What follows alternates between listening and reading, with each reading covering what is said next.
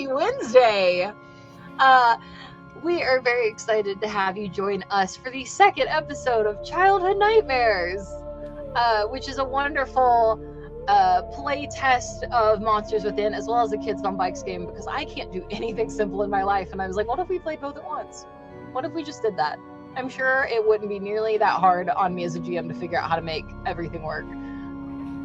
To be determined if that's a good idea or not. It's only episode 2. We have plenty of time for this to go downhill. Don't worry about it at all.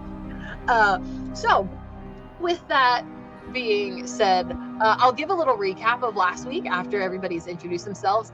I'm sure that you've noticed that the box to my left is empty. That's because Noir will be joining us late tonight for a small little scheduling mishap. I swear I did not do anything to him. He's fine. But in the meantime, welcome to Rediscovery RPG, where we make actual plays and we talk about how they're made and things like that. I like to do fun, creative things that are a little off the wall, like playtest games, and I bring my friends along for the ride each and every time, because how the hell would you make an awesome actual play without your super talented friends? So with that being said, go meet them. So for each of you, if you could introduce yourself, you can go ahead and say who your character is, since we met all of them last week. And what is my question of the day? I like to give questions at the opening of the show for like you / your character.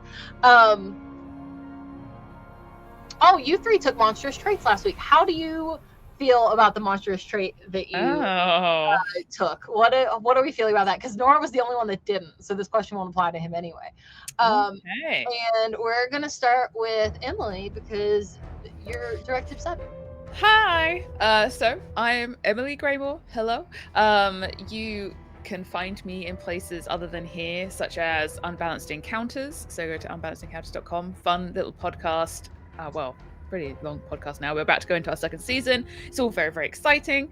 So if you want to hear me and hear some other amazing, talented, wonderful people, head over there. I have also written a TTRPG called The Cunning Folk, and that's going to be coming to Kickstarter this February. Oh my god, that's like a few days away. So we'll finally be getting a physical copy of The Cunning Folk, so stay tuned for that. And I am playing Charlie Halloway, who is, or was, a goofy little kid who was super into being a Girl Scout and like running through the woods and bugs and all the cool stuff, nature, loving it. Now is a very kind of abrupt and blunt, very reclusive adult. Still into the outdoors, but has had some experiences since she was a kid. So, yeah. I'm sure we'll learn about those at great. Definitely a good time that won't be scarring or anything at all. Nah.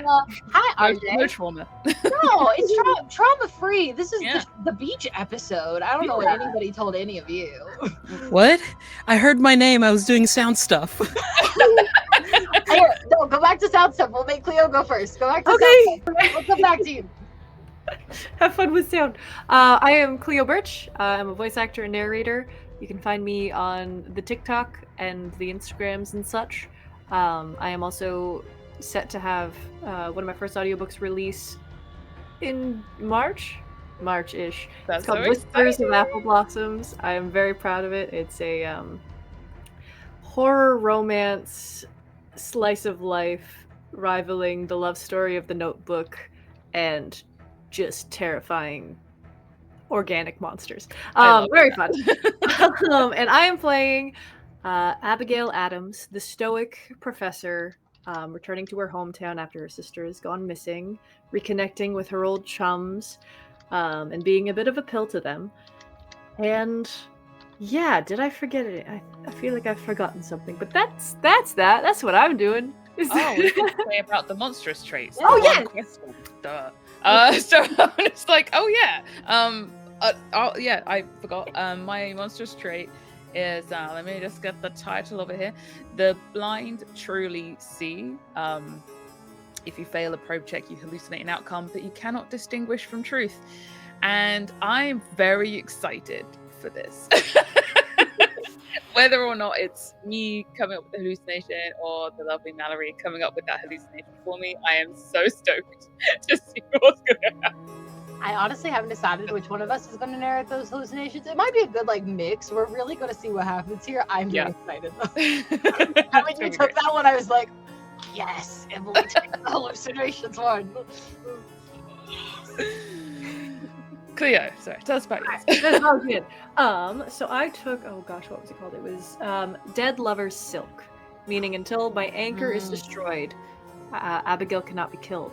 So this, I'm on the fence about it. Part of me is like, yay, no death. But the other is like, there are a lot of things worse than that, and I can't die. So that's troublesome, and I'm scared. I'm really glad that you picked up that that's my kind of energy. I know we're new to each other, but that means I'm putting off the right vibes. And I'm really honestly. What's the worst that could happen? A lot of things. A lot of things. Honestly, so many. I'm here for it. Great. And now, RJ, are you done with your sound stuff? Oh yeah, everyone sounds good. Hey everybody, I'm RJ. I hate this part because I listen to myself. Ooh. You know when you hear yourself twice? It's the worst. I'm also slightly louder than everyone else. Oh, I got you. Thank you. Hey everybody, I'm RJ. I do a myriad of things online, mostly TTRPG stuff. If you want to follow what I'm doing, check out rjustice282 on Blue Sky, because that's where I'm sort of starting to redo social interactions with people. Today I'm playing Benjamin de la Cruz. He was the popular kid growing up. Now he's a blue-collared adult working at a lumber mill, and he's getting the gang back together, and we're gonna hang out and have a good old time. The monstrous trait I took was lust for shiny things, because I'm a gremlin and a crow corvid sort of dealy. You get double the adversity tokens. That's it. It's like the Kids on Bike perk. Sweet. And then there's me. Hi, I'm Mallorie. I'm here to make everyone's nightmares come true. And you can always find me here or anywhere on the internet at Moxie Blue. And I haven't taken a monstrous trait because I get their players when I get their characters when they retire them because they've taken all the monstrous traits. I'm sure that won't screw anyone over at all. So now we come to the fun little opening that I did not tell my cast about, because since Noir has to join us late, we can't start right where we left off. He was driving, I think. So yeah, he was driving, which would make it slightly problematic. So instead, I'll do our little recap, and then we are immediately going to go to a one-on-one. Who's getting the one-on-one? They don't know. I didn't tell them. So what happened last week? We met our 4 party members. We met Benji, who experienced some weird stuff at his construction site before getting some odd text messages about how he was 2 for 2 between Tommy and April. Not menacing at all. He drove away, so we followed Nick, Noir's character, over to the community center, where he is, in his own described terms, a Joe Rogan bro. Working out, he flirted with the art teacher at the community center, got a message from April saying that she was back in town and had news and would bring Tommy with her to see them before he saw her reflection in the glass that then shattered, and he almost got cut up with glass. We then visited Abby, who is now a professor far, far away from this horrible town that she grew up in. Was visited by a student and had to give a recount of her childhood, only to walk outside her office door and instead of a hallway find a snow-covered yard. And then a letter with some sticky stuff on it from her sister asking her to come back to town. And by the time she had booked her plane tickets, we followed Charlie walking in from a trip only to get a ping on everyone's phone all at once that April, who is a famous lacrosse star, has disappeared now that she's back in Crappy Creek for a Hall of Fame sort of declaration to her for her lacrosse stardom. After these 4 sort of were all introduced, they all met up and tried to go pick up Abby from the airport, only for the radio to start talking to them in Tommy's voice, this young boy that they were friends with that disappeared when he was only 9 years old. No one ever found him or what happened to him, but his voice, clear as day, asked Charlie to come play in the dark. Abby also was able to get a hold of April by calling her cell phone. April was crying on the other end, saying that she didn't have her cell phone. She was sitting in the dark. She was all alone. And the last time that she could remember anything outside of this darkness was when she was talking to Benji before the line went up. And that's where we're at. So now, as you four sit in this car, we're actually going to cut away to a small little flashback. And Emily, if you could grab your kid's character sheet for me. We're going to talk over here. Okay, bye, everybody. Oh no! Save me! Hi, it's just me and you now. Hi. Just me and you. Oh. Okay, so I have switched over to our kids overlay. So for everyone in the audience, every one of our players has 2 character sheets for the same character. Emily has Charlie as a kid and Charlie as an adult. In episode 1, we only played with our adult character sheets, but at the end of episode 1, when you took your monstrous trait, you talked about the night that you were alone in the woods and that you made an imaginary friend and helped get through it. And I thought what a fun way to open the show would be to flash back to that night that you stayed all alone in the woods before you got your anchor. So let's talk about that. Oh, okay. I have one question. I have one question first. Is this before or after Tommy disappeared? Oh, I'm going to say before. Okay. Yeah. So one day, as you all are leaving school, the rain starts to pour. You hand Benji off your umbrella because he doesn't want to get wet, and you love nature. Love rain, love bugs, love the woods. Do you run into the woods often, or was this just like a weird one-day thing? Nah, all the time. I'm always running in. So what made you get lost that day then? I think because it was raining so hard, I was overexcited because I love how the moss gets really squishy when it rains. And I like kind of finding a big pile of moss and just like getting my feet out of my shoes and just like squishing into it. It feels so good between my toes. So I was so excited. I ran through the woods that were already so sodden, and I slipped, and the mud and the land just kind of, and I just fell through a bunch of stuff, and I didn't know where the heck I was. I got so turned around and covered in mud, and everything was up a huge slope, and I was like, I'm gonna have to find a new way around.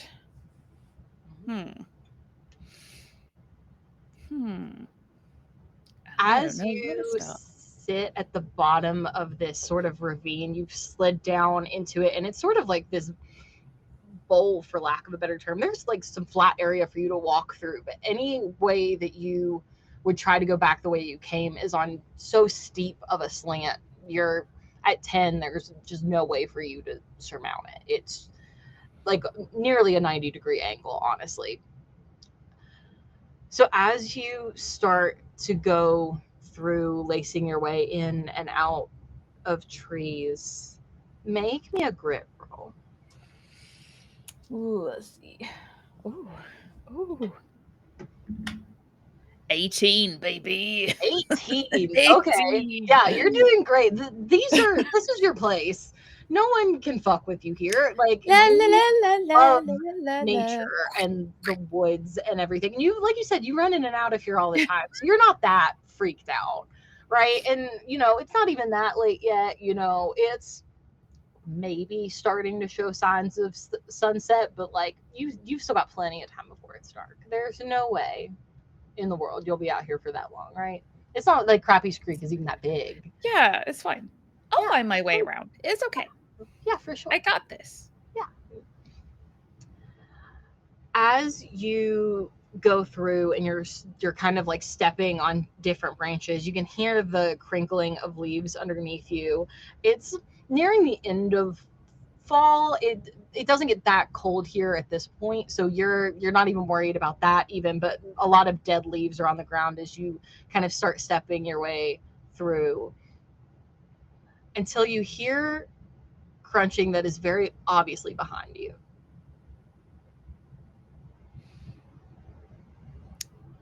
Charlie stops, does the crunching stop? Yeah.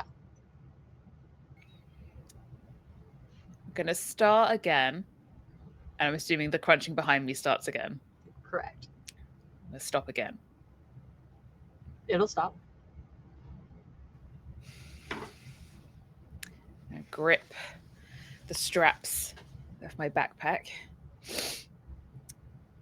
Whoever that is, I have a stick. She's gonna listen. It's for a 10-year-old. Stick. Stick Nation would be proud of this stick. Yep. It Right. sure would. And she's gonna listen to see if she hears giggling or something from behind her.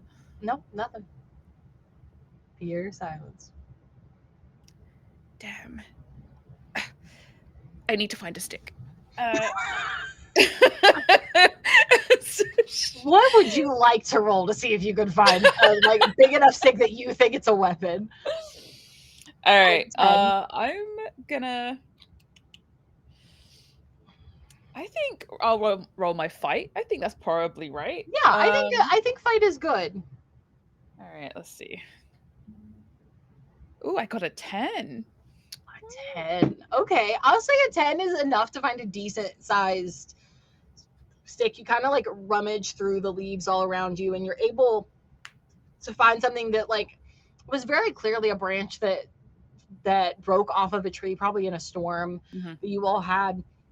And as you pick it up, you see that it has the same sort of red coloring that a lot of the bottoms of trunks here do. So the special thing about the woods in Crappy Creek are that the bottoms of every trunk, honestly, at your height, it comes up to your neck.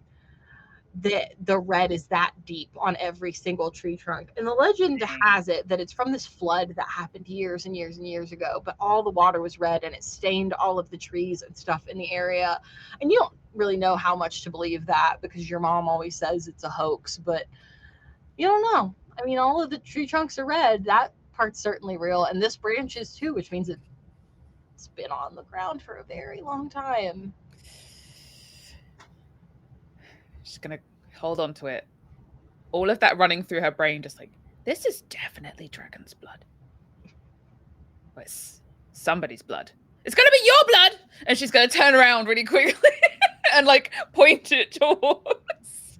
Can you give me another fight roll? All right. 9. 9 is good. 9 is good. Fight's pretty good with Charlie. Just go.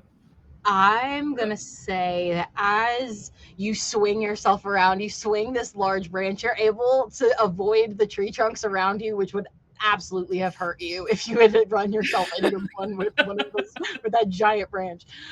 You're able to avoid all of those, swing around really quick in the direction that you've heard all of this crunching, and you see nothing. All right. Goblins, you're gonna be like that? That's fine. That's fine. And she just hold onto this stick two-handed and kind of keep trudging through the woods, trying to find a way around this big steep side, just getting more and more sodden. Her big curly sort of ginger hair just yeah, slowly slicking down to your clothes and your face. The rain is getting heavier and heavier as you take each step, and you just keep walking because you're eventually there's got to be a way around this. Eventually this wall will end, right? It's just going in and out of trees, and every once in a while you still hear that crunching noise around.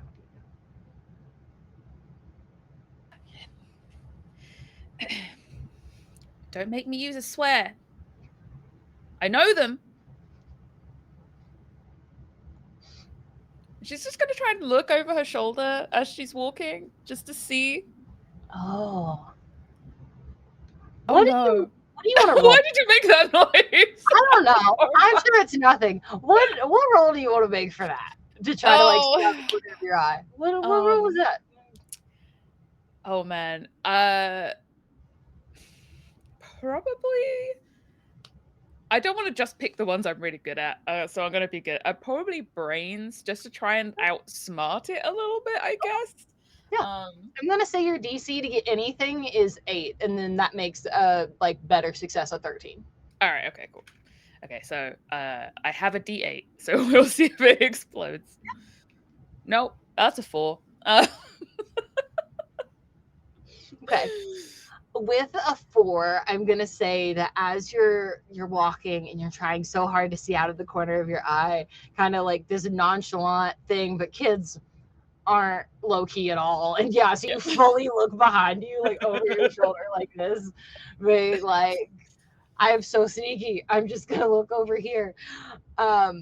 You aren't able to see anything, but the minute that your head gets far enough to where you could look past your shoulder, the crunching stops again, and you hear like the rustling of a bunch of leaves.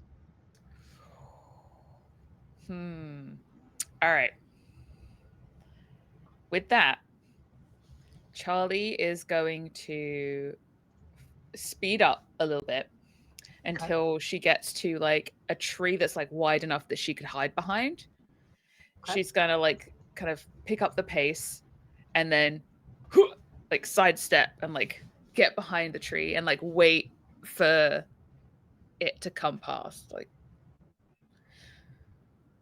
just shaking slightly as she's holding this stick, just like getting pretty cold now because it's so wet, but also just like the adrenaline. I think you perfect.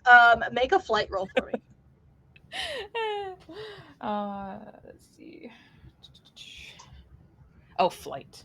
That's flight. Not that one. I got a 1. Well.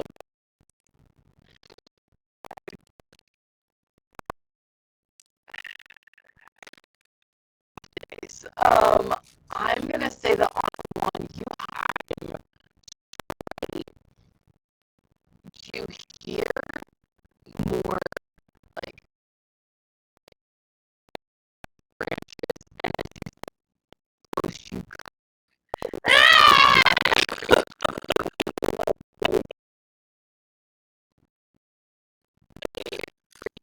that is in front.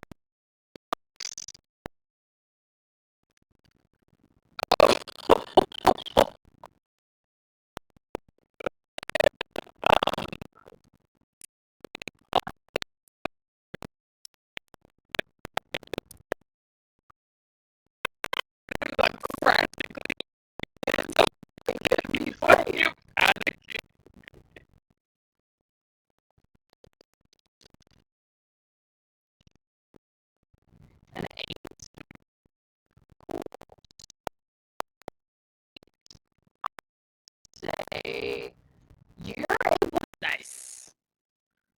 Feels right to me. As you do, you swing down to hit. I need you to tell me what your imaginary friend looks like that got you through this night. Oh no.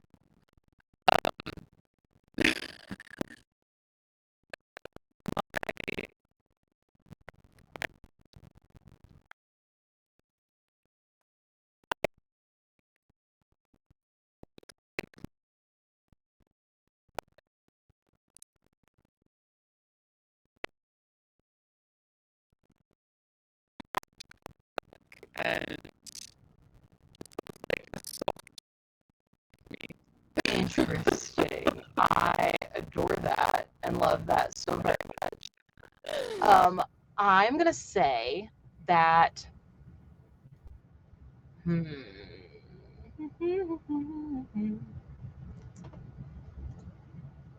Yeah, this is what we're gonna do. I'm gonna say that you get one hit in on your imaginary friend self that is all stitched together and pretty and like all these things before you are looking at yourself on the ground. You look the same. It's the same outfit you wore to school that day, the big curly hair that's like matted up with rain, and that you can see that where you have like hit with the branch has immediately stitched itself back up, like to repair itself.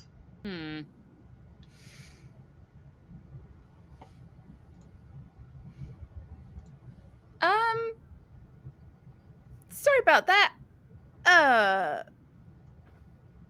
Me? She just kind of looks at you and tilts her head, like she doesn't understand. You, me, Charlie.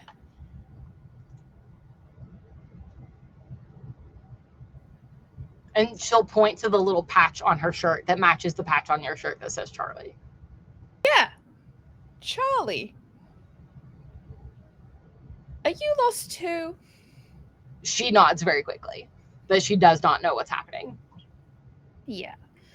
It's a long way up there. Tell you what. And she's gonna take the kind of like squishy, kind of wet patchwork hand, and I'll get you home. I'll get us through this. It's okay. I know these woods really, really well. And it'll be okay. Everything's gonna be okay. She just sort of nods and will take something. She has a matching bag to yours even. Will take something out of her bag that looks like a little bandana that's like stitched together sort of the way that she is. And takes it and ties it around your neck like a little like present essentially. And then she just sort of steps back and looks at it. Huh. Thanks. Here. And she's gonna hand the stick to you can have this. Sorry about hitting you. Yeah,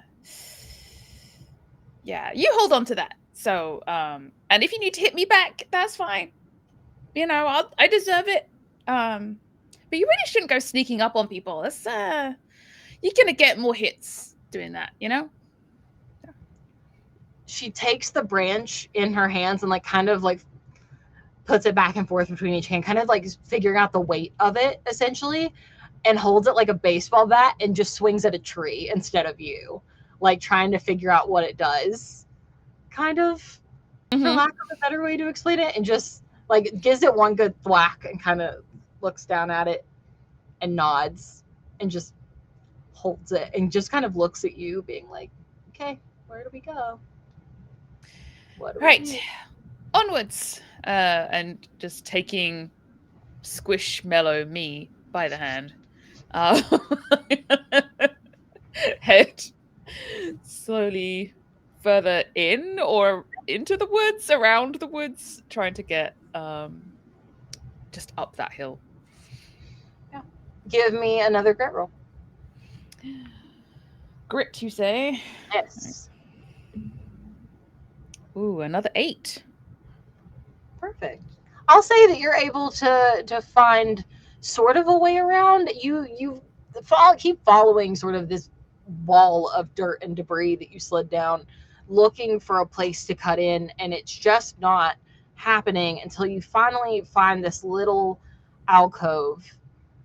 And you swear that you've been in these woods so many times that like you should have hit a road by now. You should have hit the edge of the woods. Like Krabby Creek is not that big. It's just not. But for some reason, the farther you go, the more it just feels like you're in these woods. But this nice little alcove has like a place where a fire was burnt once, like from someone that camped here. And it has some logs set up around and some nice tree cover with like just enough leaves still in the trees that it kind of cuts the rain a bit. But it's definitely dark now. I really should have packed a torch. She's gonna just like start squeezing her new friend's hand tighter, because as it's getting darker, she's getting more and more scared and worried about the trees don't look the same in the dark. You know, everything looks scarier and more ominous, and what is a branch in the daytime is like fingers and claws at night, and the shadows look different, and everything sounds strange. You're stitched together. Charlie squeezes your hand back while kind of looking around, trying to find some source of light, because even though she can't seem to communicate with you very well, she seems to know what's freaking you out. As she starts to kind of look around, dragging you along, like through, not far from this little like campsite, but kind of ducking her head through trees and things, trying to find something before finally seemingly giving up because she can't find anything at all. How we're going to play out the night is this. Because you have to last the whole night in these woods. That's the story. That's the story that you told, was that you lasted the whole night in these woods. I did. So Benji found you and gave you the torch the next morning, and that is your anchor in this game.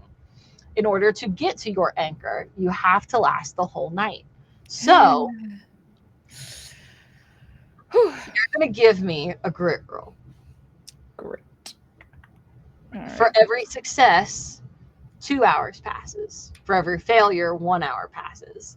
Okay. If you get too many failures, something happens. I would suggest not letting it happen. Remember, I suggest rolling really well. You get adversity tokens like at the beginning of a session, no matter what. So even though you earned all your other ones as an adult, you still have 3 as your kid self. Mm-hmm. I will say. So. And I was getting adversity tokens when I failed. You get adversity tokens every time you fail. So like you have I don't know what your full count is, but I know you at minimum have 3. Great. Wonderful. All right, let me do this first roll. Let's see. You have to last until, I'm going to say 6 a.m. And we'll go with it's around 8 right now. All right, first one is a 14. Yeah, you're totally fine. Okay. You make it to 10 o'clock. You and your little stitched up buddy, like huddling together in the dark. Next one. Oh, a 19. See, yeah. I have a 20 for this. So I'm very happy about it. I was going to say, this is your D20. I will say that with that, you can make it to midnight. And not only that, but because you got a 19, I'll say that the moon starts to peek through a little bit, giving you some light in this area. Your DC, instead of being 12, which is what it was before, is now down to 10. Ooh, all right. None of these can be planned, none of these can be planned actions, though. So you are still rolling instead of taking the half. This one is a 5. Okay. With that, you only make it to 1 a.m. Another hour passes. The moon now kind of hides itself back behind the leaves and branches, and you're plunged into darkness once again at about 1 a.m. with your stitched up little friend like shooting a little closer to you. You're both shivering in the because it's dropping in temperature now. It's starting to get freezing. You're wondering where in the world anybody is, because when you didn't come home from school, someone had to notice, right? Like someone had to figure it out. Hopefully someone cares. Yeah. We can hope. Ooh, a 16 this time. Okay. Yeah, 16. 16 is much better. You can make it to 3 a.m. now. The light kind of comes back from the moon in between the leaves and things. Have you tried to sleep at all? I don't think she's going to be able to sleep. There is no way. She's just like constantly checking. Like she's got one of those little digital like watches where you can press the side and it kind of lights up. It's like a Winnie the Pooh one or something. Like beep. And she just keeps looking and she sees like it's 3 a.m. and she's like, oh. So close. 3 more hours till Benji finds you. 3. 3 at 3 a.m. It's gonna happen. 3 a.m. The witching hour. Oh no. I'm gonna say this is what happens with a 3 because you know that's a little low. It's a little low for what you're looking for. Yep. An hour passes, and it's 4 a.m., but you're starting to kind of lose it a little bit. Your little stitched up friend can kind of feel how frantic you are and is trying so hard to figure out something to do. It can't really figure out how everything works. Like, all she knows is that you're very scared, and so she's very scared because she relies on you as much as you rely on her right now. Anyway. It's very much that I don't know if anyone else did this as a kid, but when they're scared and they're basically telling like their teddy bear that everything's gonna be okay because they're trying to like tell themselves, and it's just like just trying to reassure Squishmallow me. That's her nickname now. That Love that. like someone will find us. They will. Yeah, You know. for sure. I'm sure. Yeah. They're just like, hang on, and she's gonna like rifle through her backpack in the dark, trying to find something, anything. Oh man, there's nothing really in there. I'm trying to look if there's anything helpful that I can use here. I didn't put matches in my backpack. Damn it! Because you know what? You don't start fires in the woods. Because You don't start fires in the woods, kids. Smokey told me that I'm not supposed to do that.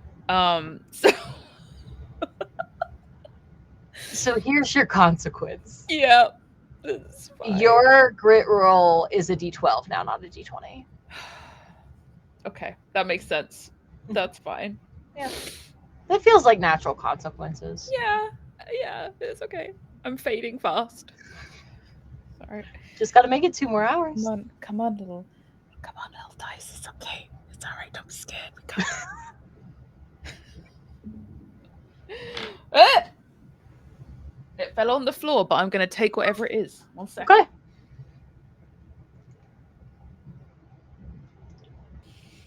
I gotta be honest. Mm-hmm. I'll show you guys what it is. Okay. If I can put it. Where's my camera lens? It's right there. It was 6. It's a 6. Oh, rough. Yep. It's not 5 worse though. than 10. So I will give you that. I love that Sarger was telling you to lie. I know. I just saw that in the chat, so I was like, "Listen, I was tempted. I picked it up and I went, shit." It's a 6. I'll say that your dice does not drop any lower, but you do only make it 1 hour as you are really starting to get cold now. It's like, I don't know, in the 40s outside. It's not great. It's not where you're in danger of hypothermia or anything, but it is highly unpleasant as your stitched up friend starts to take the big stick and like drag it through the ground. Like digging? Sort of digging. What are you doing? You want to go look? I'm gonna peek. As you peek, it is drawing sort of nonsensical shapes that to a 10-year-old Charlie don't mean anything at all. It's sort of like this big, like 2 parallel lines and then a big circle with a bunch of little circles in it and a couple X's here and there. It just doesn't make sense. Are you playing Noughts and Crosses? Or was it tic-tac-toe to you guys? Just turns around and looks at you and kind of tilts its head again like it doesn't know what that is. I'm gonna add like a circle in the mixture of just to thinking that that's what they're doing. Just like, I'm gonna draw a little circle with my finger. It takes its stick into the circle that you've just added, adds 2 dots and a frown. Well, I don't like that, audience. I will say that now.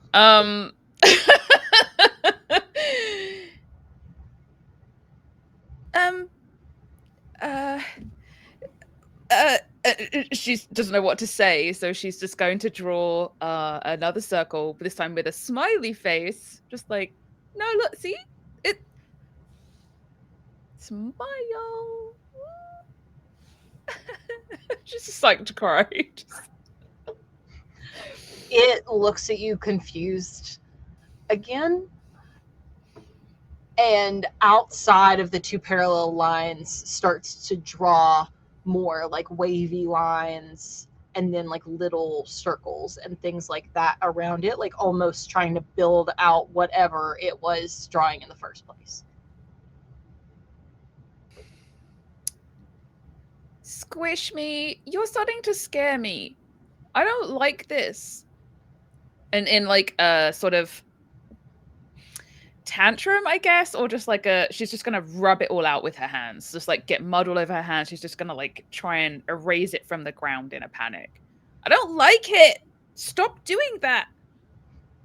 With that, can you give me another grit roll and we'll see if it gets you to the finish line? My grit's still down for D12. It sure is. Yeah. Okay. All right.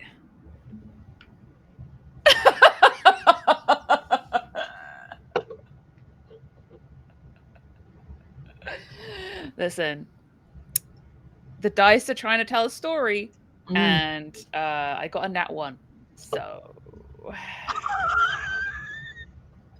I wish you all could see RJ's face right now.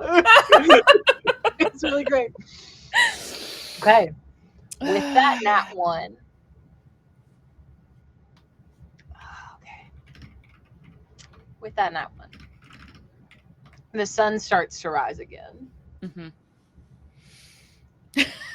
You rubbed out this entire thing that Squish You was drawing on the ground. You're covered in mud and dirt as like everything was either rubbed away by you or washed out in the rain or both, because it hasn't stopped all night. And you sat here shivering. And now that you've destroyed their drawing, Squish You just kind of looks at you, sits on a log, doesn't move anymore, kind of watches. And there's this slight smile that they get. And you can't tell if it's because you're sad and shaking, as they're also shaking a little bit. And they're obviously like getting wet and their hair is just drenched. But there's something about your misery that you can't tell if they like it or they like the rain, and you're kind of choosing to believe the second one because it's better than the first. Gross.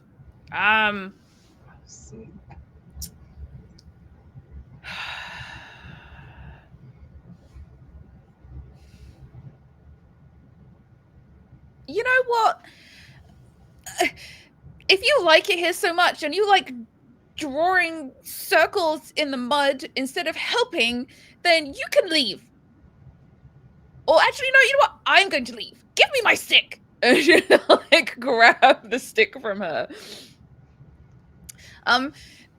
Don't follow me. I don't want you to follow me. And she's gonna, at first, kind of walk backwards, looking at my friend, and then just eventually, when she fades out into the darkness, just run in the other direction. With that, we're gonna say that we'll take you out of your little flashback now. You did so good. Hooray! You obviously are found by Benji after you start to run away. Benji gives you your flashlight, which then becomes your anchor. But never leave home without my flashlight now, baby. That's until you're back in kid form and can do something to correct it, your grit is permanently at 8-12 until something fixes that. Fiendish. But I accept. I rolled really badly. Yeah, you did. That was bad. That was good. And with that, we'll go back to all of our adults. Oh, look, I found Noir. Yay! He's over here now. Other side, that way. But now that we've done our little alternate opening, hopefully you get a little bit of a better idea of how playing Kids on Bikes and Monsters Within at the same time works. And with that, we start back again in the car right after Abby yells at Benji about being the last one to see April. Oh yeah. So we're starting back at 1. Yep, right where you all stopped last episode. Good luck, RJ. It is a deer in the headlights moment. There is shock, confusion, like, oh, what? Huh? On Benji's face. He is silent for a few seconds before turning to Abigail. Yeah, I saw her a couple of months ago. We went out for drinks. Months ago. She got back into town like a few days ago, and then she went missing. You were the last thing, unless she has a time-lapse memory of a month or two, it must have been more fucking recent than that. No, it was for like her lacrosse award ceremony. She wanted to keep it on the down low. Is that what the kids are saying these days? Down low? Oh my god. Checking on, just so I have my knowledge right. Was she not coming back into town? Oh no, that is absolutely what she's in town for this week. Okay. Benji's I'm gonna give you this part for free. Benji's panicking. If you want more than that though, this turns into contested roles between the two of you. Yes. Let's call him out for that. Like, she's in it for this weekend, dumbass. What the fuck do you know? And then I'll roll a thing. Sorry. Cool. You're rolling probe. Benji's rolling manipulate. Whoever rolls higher wins. Okay. Let's see. My probe is a D12. Gosh, okay. I love it here. Okay. Ooh, that's a 4. 16. Okay, cool. Benji, what do you say that kind of covers all this up for Abigail to believe that you're right? That you clearly must not have seen April lately. It's not so much what he says as his demeanor of sheer panic and confusion.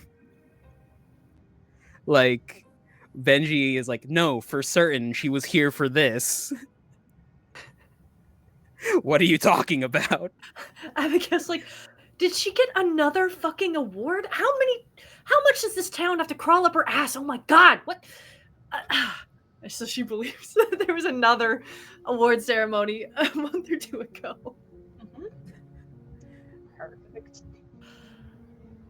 And then she'll kind of, I don't think it was on speakerphone when the call. No, it was not.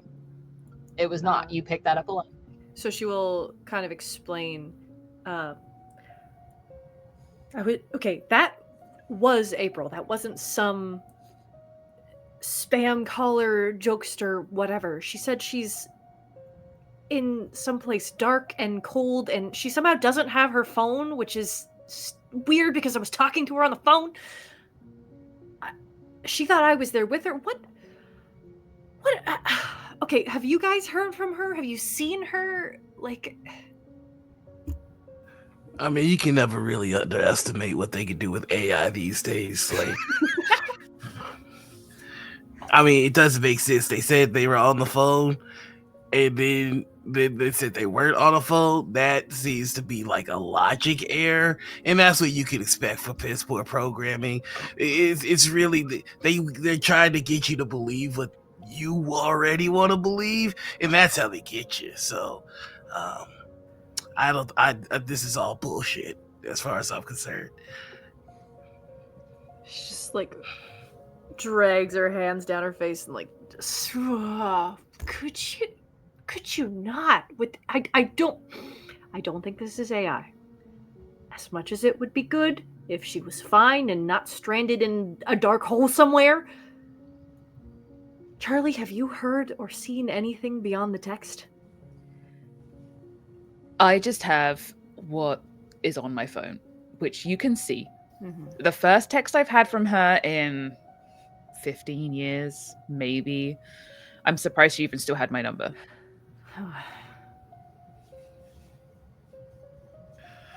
It's sad to see a wolf become a sheep. Ugh.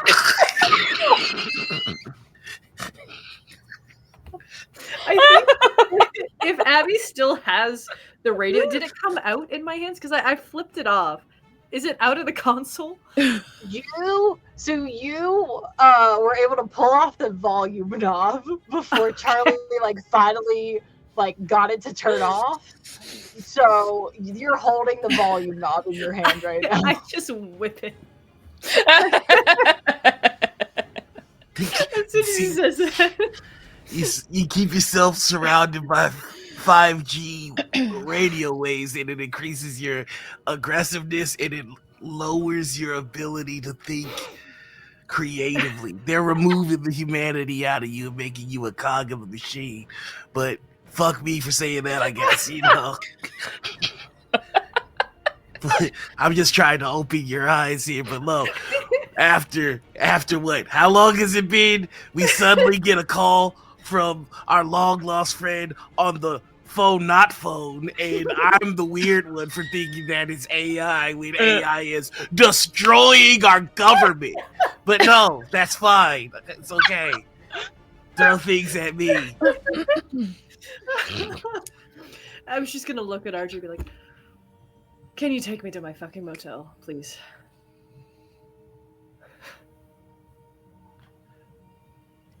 Just gonna. I can take you. We're all. Oh, sorry, were you driving? Yes, I'm driving. Okay, sorry. No, it's fine. It's fine. You're Well, disoriented. RJ, I'm so sorry. I don't even know who the fuck RJ is. You're just What am I saying doing here? things at this point. But it's fine. No, I'm gonna take you home so you can eat your processed McDonald's that has microchips in the beef, and then it's fine. I mean, you used to believe. It's just gonna drive fast. Oh my god. Oh, she's just quiet for the rest of the ride. So, anyway, Benji, where did you meet April? Bar downtown.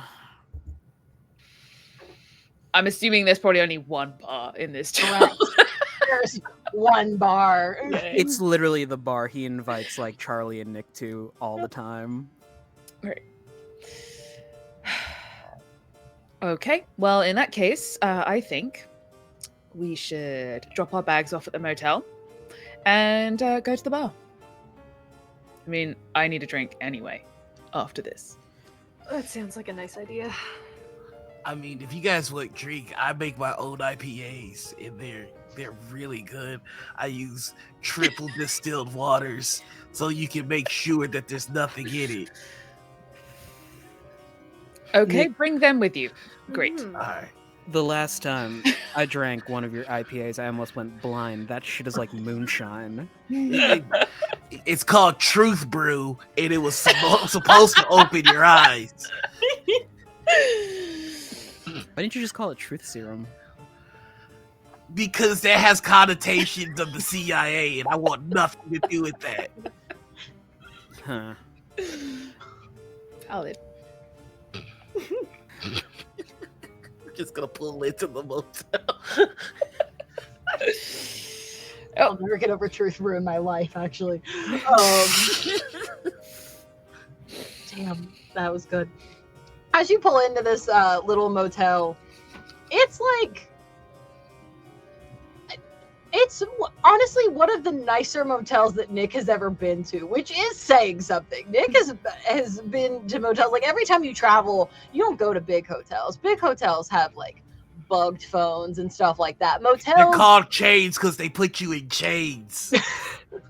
exactly. we stick to motels in this car. And so, Nick, as you pull in, you kind of know this place. Like, you talked to the owner once or twice, things like that, and you're able to, everybody's able to get checked in and things. And as you pull your car over to where, Charlie, are you staying here too, or is it just Abby? I think she'll go and see if there is a spare room because she hadn't planned or booked anything. So she There's was a like, spare room. we're here. There's a spare room. It is not like tourist season here. Crappy Creek has become a tourist town for a lot of reasons over the years. But right now, it's still pretty empty. So you're able to get one of the other rooms. They actually have one that's right next to Abby's. So they give you rooms that are side by side, 10 and 11. They hand over the keys. Nick pulls over there so you all can unload your stuff. Now, my very important question.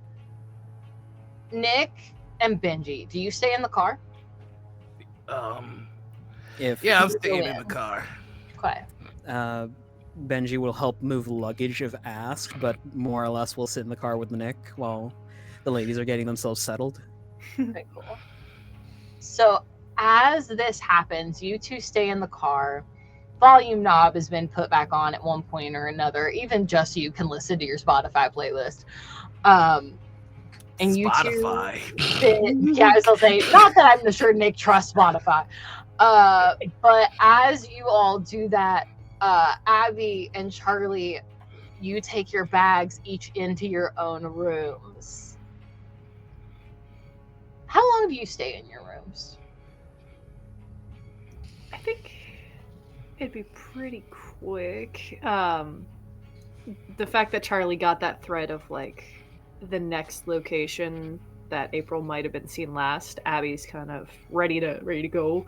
So she tosses it on, maybe slips into more comfortable shoes and a more reasonable jacket. She'll just change into more normal clothes. She was in her business casual because she came from work, and then in jeans and like a sweater and a jacket now, and some practical sneakers. So 15. You change, yeah, 15 sounds reasonable. You change clothes. You're all good. Charlie, what about you? I think Charlie is gonna just throw her backpack on the bed, and do the kind of listen. She's been in a lot of hostels in her time. She knows the things to check, things to like make sure, like checks the locks are all good, like checks under the bed, does the kind of like cursory thing for like bugs or anything gross. Mm-hmm. Sniffs her pits. I'll do. And just maybe kind of like in the mirror, just maybe redoes like the big scruffy, like messy bun ponytail thing that she's got back there going on. And just so everyone knows what the kind of thing she does, where it's kind of like the kind of cargo pants, big sort of like hiking boot type things, but just like baggy kind of long sleeve t-shirt, and just maybe like a waterproof jacket or something over the top, like hiking kind of stuff. She doesn't really care. Hiking casual, let's say. It's her vibe. I like that. I like that vibe, hiking casual. Hiking casual. So it probably takes you, I don't know, we'll say about 15 minutes. If that. If that. 5. As you all both go to leave your rooms to go back out to the car, both of you roll me suffer. Suffer. Yeah. I love it. Okay. All right. Glad. So, I have a question, DM. Mm-hmm. Because suffer is grit, technically, on the sheets. My suffer was as an adult a D10, so which is less than the D12 it's been demoted to as a It kid. is. So, do I just keep it as a D10 because it's just like the lesser anyway? Yeah, you can keep it as a D10. Yeah. I was gonna say I could upgrade it to a D10. No guarantees Yeah, it'll yeah, stay no. a D10, but as of this moment, it's a D10. All right. Abby got a 16. Ooh. A 7. Okay. You're both okay for right now. But as you go to walk out your door, you undo the locks, open the door, see the car outside, but as you walk through, you're stepping back into the room. Ah, it's this Silent Hill shit again. God damn it! Every time. Do we see each other as we are we like in sync stepping out and back in, or is it That's just so like I love that. empty That is okay. hallway? Yeah. No indication. Oh no, it's definitely in sync as you step back in, but I do need both of you to make a ponder roll. Honda. Alright. Ponder. Do we see any of this from the car? Doors are still shut. Gotcha. Abby got an 8. A 4. Okay. The DC wasn't very high because there's really only one thing that you can even notice that's different about these rooms. They're right next to each other. They're in a motel. They're the same, like, beige, awful colored walls, burgundy bedspread, like, bed, nightstand, the white phone on it that calls pretty much only the main office. One weird painting that's of some landscape that you swear you've maybe seen before, but maybe not. But a 4 is definitely enough to tell that this isn't your room. And an 8's totally enough to tell that this is also not your room. Is my backpack missing? Yeah, your backpack's not there. Ah, fuck. I think Abby would try and she'd be more frustrated than anything, and she'd kind of look to see if the bag fell or if someone maybe's come in. She's on guard. You don't find your bag anywhere. I hate this fucking town. Charlie, I think, is going to there's a mixture of things in her. She's like, okay, obviously I really need sleep. Like, there's some, maybe I have already fallen asleep and I don't know it. Maybe this is a dream. Maybe I came in and fell on the bed and just passed out. So she's gonna pinch herself and see if that wakes her up. How can you roll strive and suffer at the same time? We're just gonna make it a suffer roll again. Yeah, all right. That sounds right. Okay. Ooh, and 9. Great. Okay, yeah. You pinch hard enough to where you know you could wake yourself up, but you don't do anything worse. But no, you're awake. She's gonna pick up the white telephone, open the door, yank it out of the wall, and huck it out the front door. Hell yeah! Whee! I love that. All of a sudden, without the door ever even opening, you two just see a white phone hurtling towards the windshield. That's what you decided to do. These are the consequences. Benji turns to Nick. You're seeing what I'm seeing, right? I mean, generally, I would hope not, because you treat your body like a septic tank. But Well, excuse me. I treat my body like a circus. just clouding around. But no, I agree. What the hell? Benji reaches out the window over the windshield, pulls the phone up to his ear, turns to Nick. It's collecting. It's for you. Should we check on them? I don't like walking into places that have their own Wi-Fi if I can help it. Do you want me to go check up on them and you stay here and be the getaway driver? I can be a getaway driver. That's pretty good. He goes to his trunk and pulls out, it looks like one of those highly reflective foil ponchos, and he puts the hood up. All right, we can go in. Don't you want to take your nunchucks? I don't need my nunchucks. My hands are a lethal weapon. They'll start heading up to room 10 and 11. Wait, they got room 10 and 11 sequential numbers in a chain hotel? No. It's not like it's 13. Yeah, 13 is the number they want you to be afraid of, so that you're not afraid of the real numbers that you should be afraid of. I love it. Like what, prime numbers? Imaginary numbers? Imaginary numbers are needed for trigonometry and the like. No, I'm talking about the real numbers that you need to be afraid of. They put out a movie about it. It's called 22. It stars Jim Carrey. They told us the truth so that we wouldn't believe it.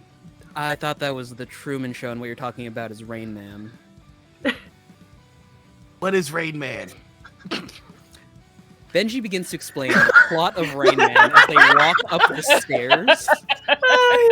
So I have a very important question. Do you all go in the same room or different rooms? I think we get to the landing and look at each other like. I don't think I want to hear anything else about Rain Man. I don't like its representation of autism, so I'm gonna walk into it.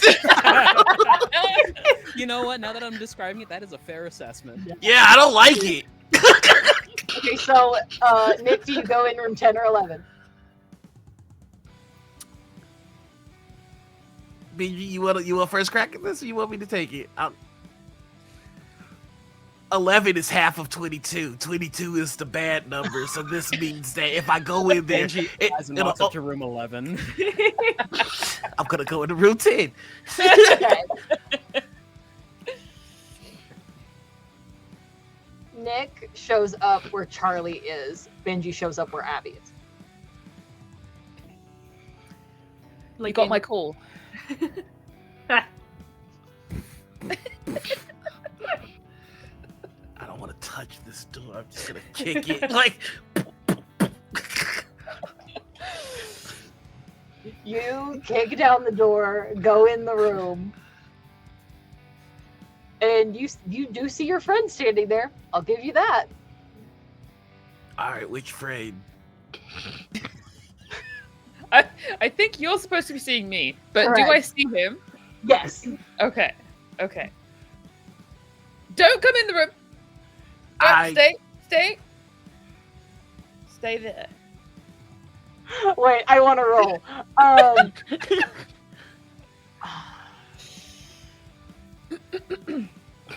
What roll do I want though? Charlie is meant for trying to fix this sort of situation. Yeah. Nick is for strive because you're trying to get in this room.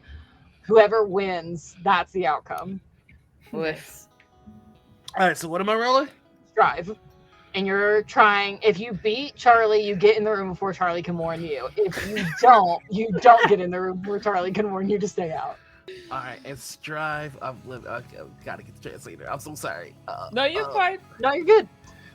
Strive is.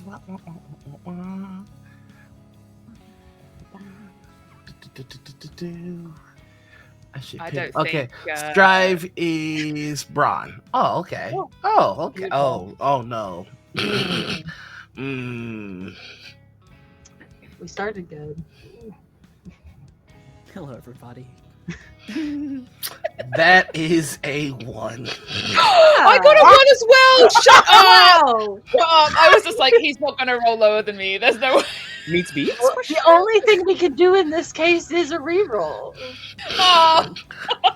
Wait. Never gonna Could I spend an adversity token to bump one of their things? Sure. What outcome? You know, I'm gonna let you do it because I think this is fun. Which outcome do you want as a person, RJ? I don't know. I was gonna say entertain me and fight for it, but I think it'd be hella funny if I gave this adversity token to Nick. I do too. That's that. I do love that. Yeah, sure. So Nick is bumped to a 2, which means that you make it into the room before Charlie can finish the sentence. No. Don't come in the room. Why didn't you put a "don't knock" sign on the outside of the door? That's what they're for.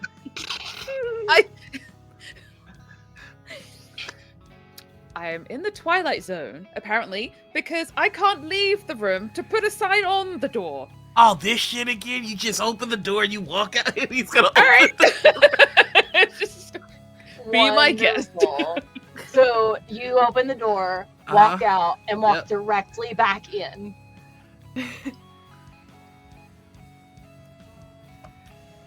I just have my arms crossed, just like. I am going to return this anti-Wi-Fi poncho the moment I get home. It was supposed to protect me from ridiculousness like this, and now... Wait a second. I'm going to stand on one side of the door, and I'm going to punch out of the door to see what happens. I also don't know what happens in this moment. Trying to break my puzzle. I'm going to say that as you do that,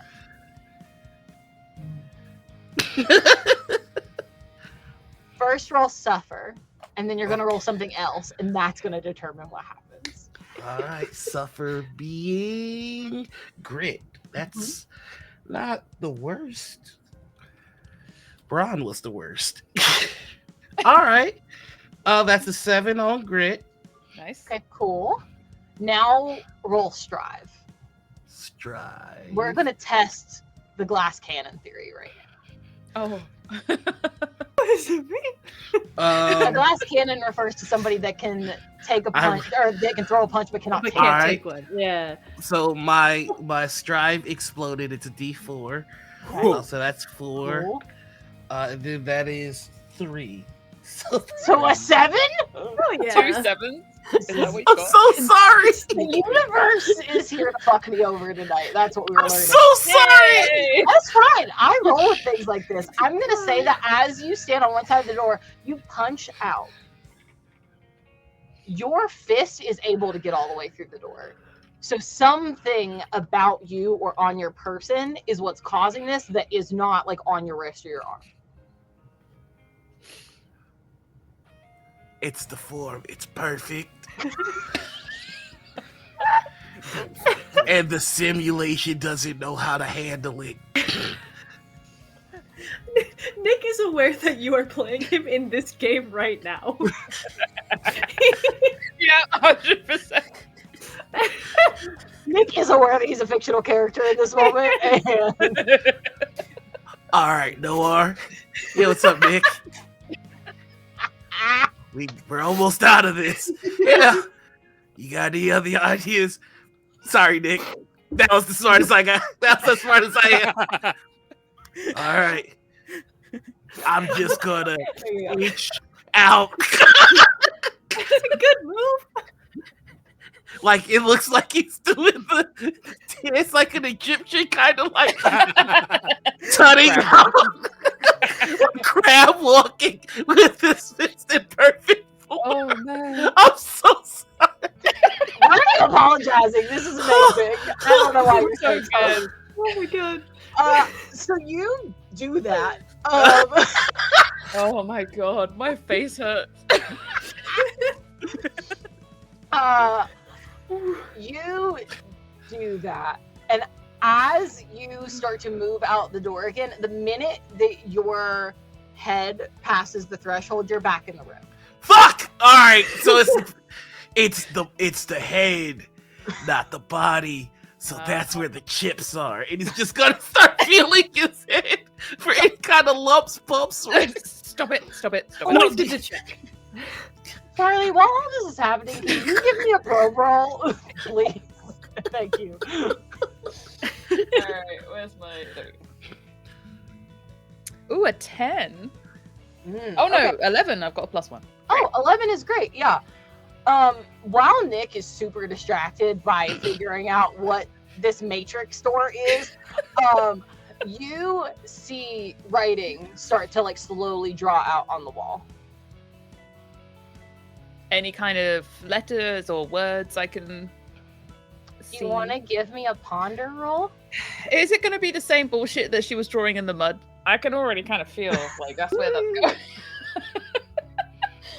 Ponder, you say? Yeah. Alright. A nat 20, baby. I don't know if that means anything in this game. Oh, that explodes! Yeah, Shit. that explodes. Oh my Roll god. again. 32 then. Nice. I'll give you the whole thing. Not Yeah. only is this what little stitched up you is drawing in the woods, now as an adult you know what it is. It was tic-tac-toe. Fucking Yeah. And you watch as it's two parallel lines, a big circle, little circles within it. There's a pause, a frowny face, and then like slowly and a little bit more crudely, there's a circle drawn out beside it with the smiley face that you drew as a kid. And then the wavy lines come in, all the circles outside, before all of it starts to get wiped away. And you relive those moments in your head of being in those woods again and realize that this is a blueprint to the cave. Stop it. The frowny face was where you were standing when everything went down. The smiley face is where they were standing when everything went down. And then everything gets wiped away. All right.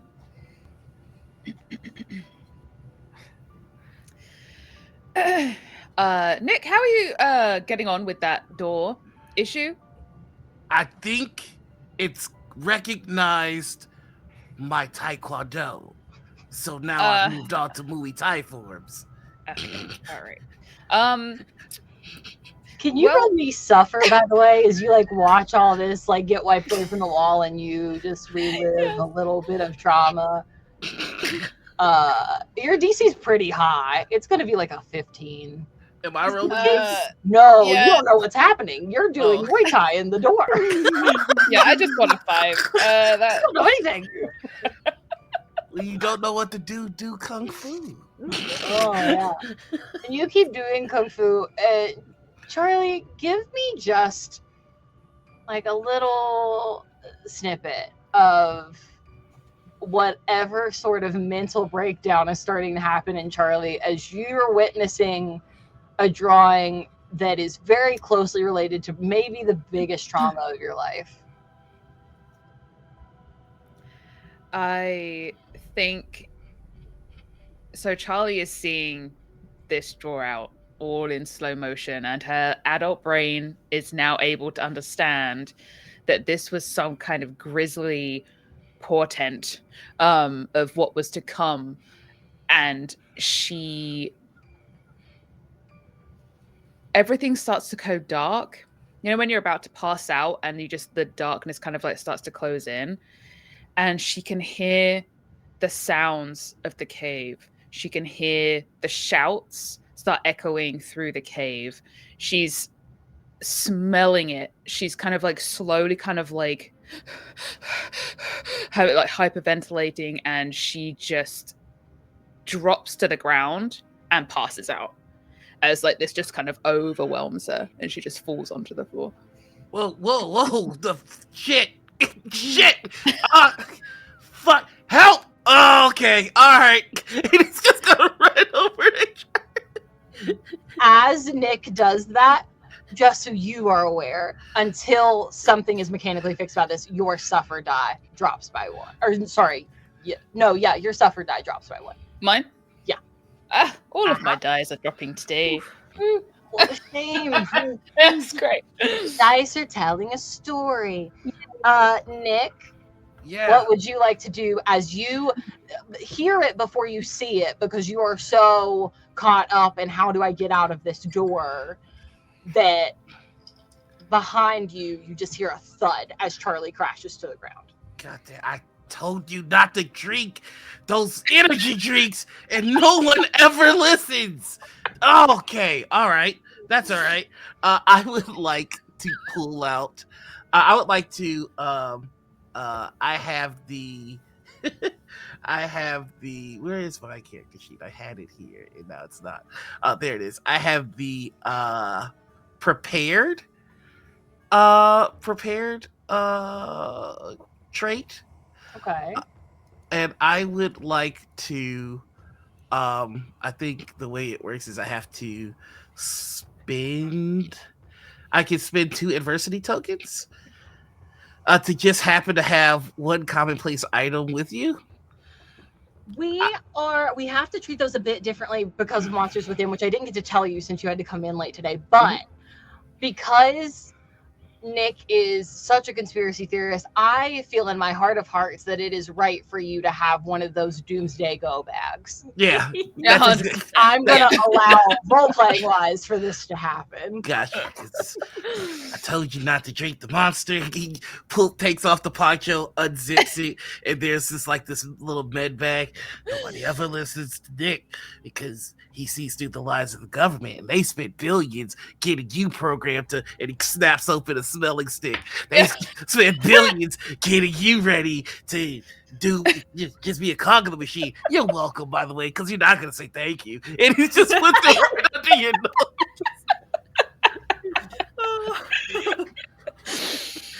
Oh my god. I think in an instant. Obviously, like that, like works like that, and her eyes just shoot open, and she grabs onto you. I mean, hey, Where are we? we're in the motel in town. How are you? Are you okay? Yes. And she's gonna let go. Okay, good. I listen. It goes back in the bag. Here's some water. It's been triple filtered. I sourced it myself. You can't trust the waters from these faucets. They're filled with all manner of things. She's gonna take it very shakily and drink. Sorry about that. Are we still stuck in this room? Yeah, I'm starting to think that my martial abilities aren't going to be enough to break the illusion, the programming that they have us under right now.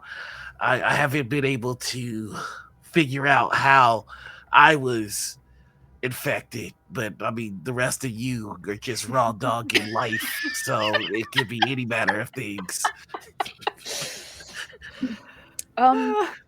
When I threw the phone out, did you see that happen?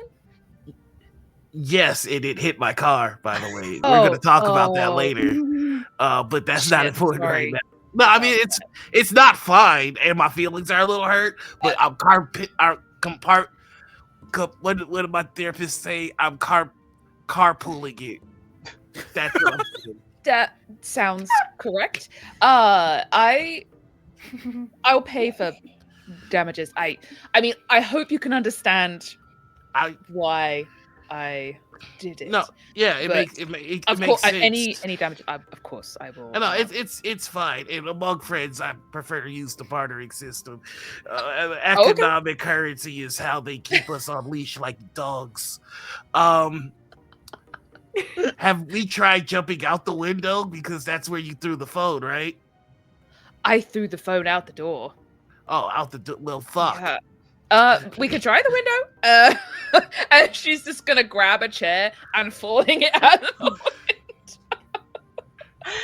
window. Give me strive to see how hard you throw this chair. Because I will get the fuck out of this room. I love that this is the direction everything went. This is great for me. Thank you so much.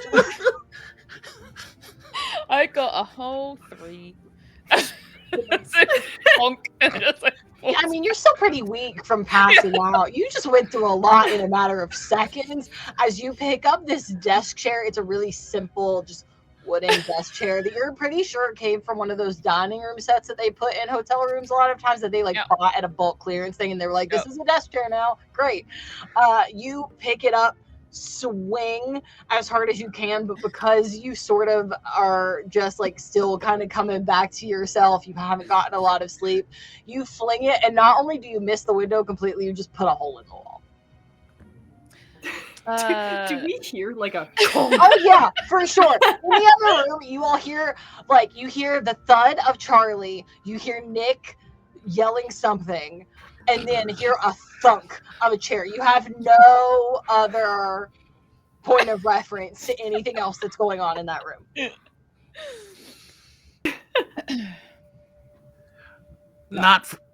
Okay. No. I was just saying none. Like no other point. There is nothing out the window. Nothing. Doesn't help. Well, not for nothing. I just have to say that besides my worry for you because of the fact that you ingest garbage, your physical prowess leaves a lot to be desired. And I have a few classes that might be able to. We can do a whole fitness routine. She's just like panting and like. You shouldn't be out of breath from that. That was such little energy exerted. You didn't even crack the window. Having a panic attack. Oh, right. Okay. I'm trapped in a room with you with no way out. Oh, me being in it makes it worse. Okay, well, I'm gonna Listen. just gonna. On that note, That as came you out two- badly. I'm sorry. As you two are finishing the door, like trying to open the window, having this argument by yourselves, we're gonna have the camera move through the wall to go find Abby and Benji. You two, I'm gonna say, can hear this part of the conversation pretty clear as day. That it's like Charlie's having a panic attack, and Nick's like, "Oh, it's so bad that I'm here," and that's just all you guys hear back and forth as Benji is just new to the room. What are you two doing over here? I think it was Benji standing outside for a bit, just knocking on the door like, Abigail, you decent? Knock, knock, knock. Abigail, you there? He sees Nick's fist coming out of the door next to him, Ki! turns back and knocks on the door a little bit harder. Abigail! Abby would come and open the door. I don't know if she would have the same immediate thought as Charlie, because that was very clever, but I don't think Abby would have the same thing. She'd just be happy to see someone, and she'd like fling the door open, and she'd be like, Oh, Benji! good. Hey. Hey. They're stuck in that room, I think, because I saw Nick's fist going through the door, but like phasing through the door, not like he actually punched a hole through it.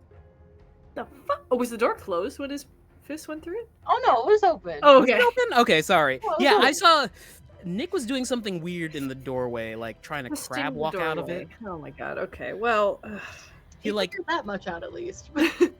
lean back and see if he could see into the room where Charlie and Nick are. Oh, it looks empty now. And it's empty.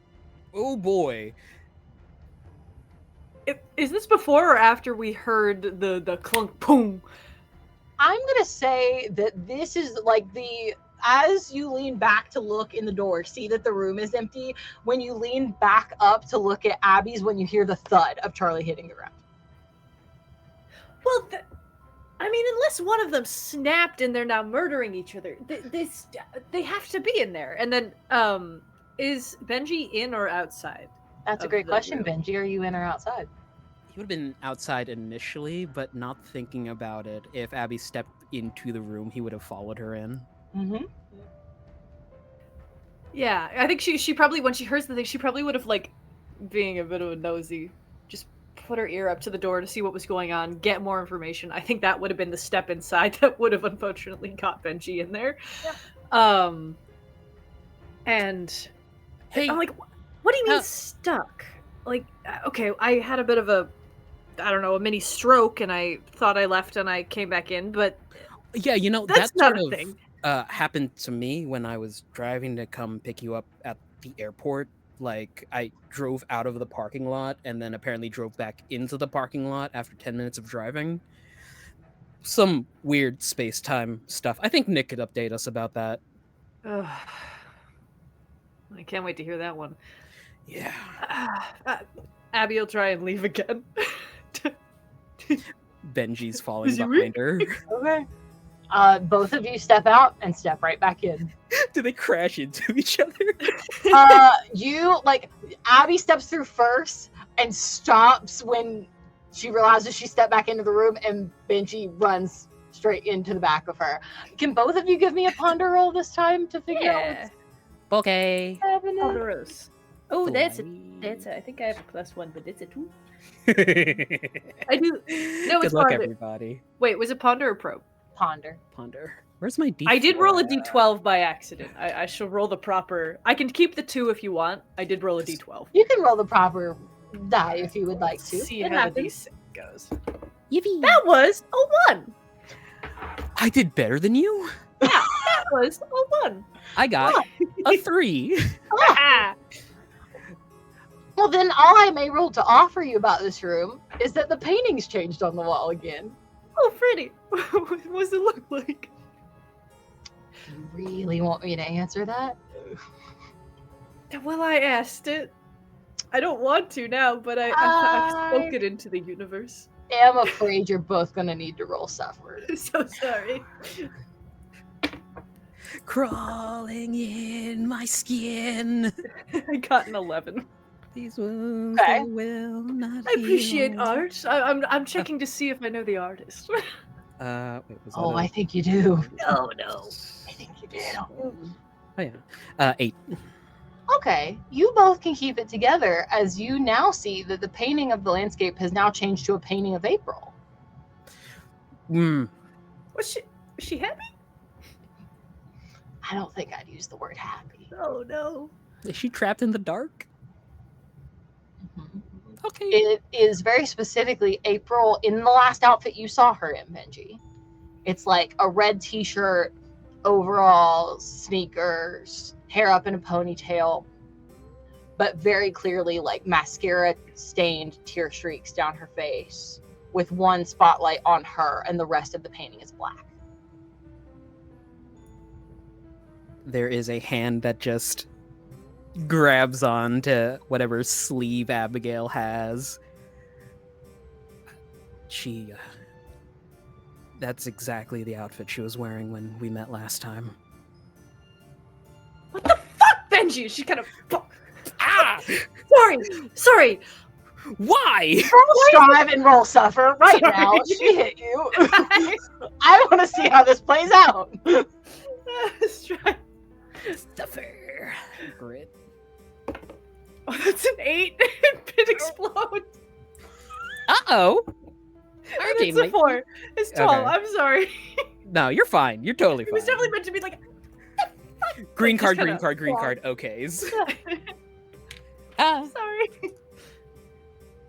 It would have exploded. It's a 9. Okay, Yeah, that's well. not horrific. It's not 5 less. So we'll take it. Okay. Whenever you hit Benji, does that mean you have to turn your back to the painting or no? No, I think she was actually going to reach out and like touch it, but he Okay. kind of grabbed her sleeve, so that kind of jarred her out of it. Yeah, Thank you. yeah. So I think she would just like if he's beside her right here, she would just like, and maybe it's like 45 degrees away from her field of view. It's like in the periphery, so I don't know if she Yeah. would notice, but it's still there. Then Benji, I'll say you notice as you kind of like right yourself from being hit, April's viewpoint has changed. She was looking ahead, now she's looking at you.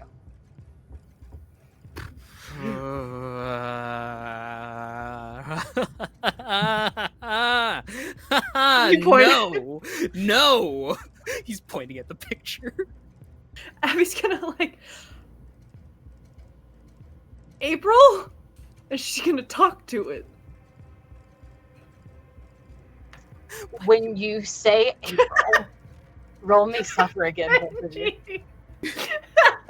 Why would you talk to the painting? Oh Love no! this game. It's in that one. Your Plus one dice is a hate 2. all of you tonight, man. Hey, twinsies. Are we gonna? I have to Die unmute right to be here. like, what the absolute fuck is happening with these net ones today? The dice. I don't know. The dice are not your friend. Wait. Okay, no. The 7 is definitely more different than the 1. Well, Well. Raggy. As you both stare at this painting, April's eyes follow you, and slowly into the black background, every letter is carved one by one, and the black paint starts to chip off and fall away to the floor, revealing red underneath. And all it says is, "Come play with me." Benji's internal monologue is a rapid fire, oh shit, oh shit, oh shit, oh fuck, oh shit, oh shit, do something. And it is Peter Parker with the bag of money going to throw the painting out the window. Bad brain bad. I love that we've all gone to the window. Everyone collectively, because now I feel like we've lined back up. As you all are trying to open the window in the other room, Benji takes this painting, throws it at the window in your room. Everyone roll strive for me. Alrighty. Ooh. Okay. You just need one person from each room to succeed, not necessarily both of you. I got a 7. A 5. I don't know if that's a success. 22. Oh, Yes! Benji has clearly succeeded for that one. Exploded twice. My inner dialogue was burn it with fire, burn it with fire, burn it with fire. I'm gonna pull up Instinct's bad meme. Okay.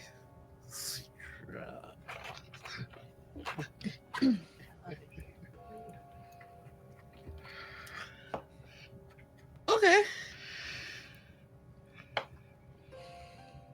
That is going to be 16. nice. Hey. So in one room, Nick goes to the window, is able to get the emergency lock sort of to break and wrench it open. In the other, Benji takes the painting off the wall, throws it, and the glass shatters. It's all about leverage, really, is the thing. You know, you got to know where the Right. fulcrum is. And then you...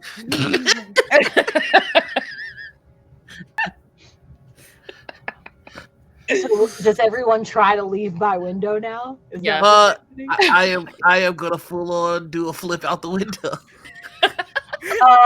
I need you to roll strive to see if you stick the landing. But you can get out the window. I'll give you that. Someone wants to do something? Yeah, Does- as you all can like climb your way out of this window, you touch the concrete outside again. Thank God. Yeah, before Abby goes out, she's looking to see if that painting still is April or if it's back to normal painting.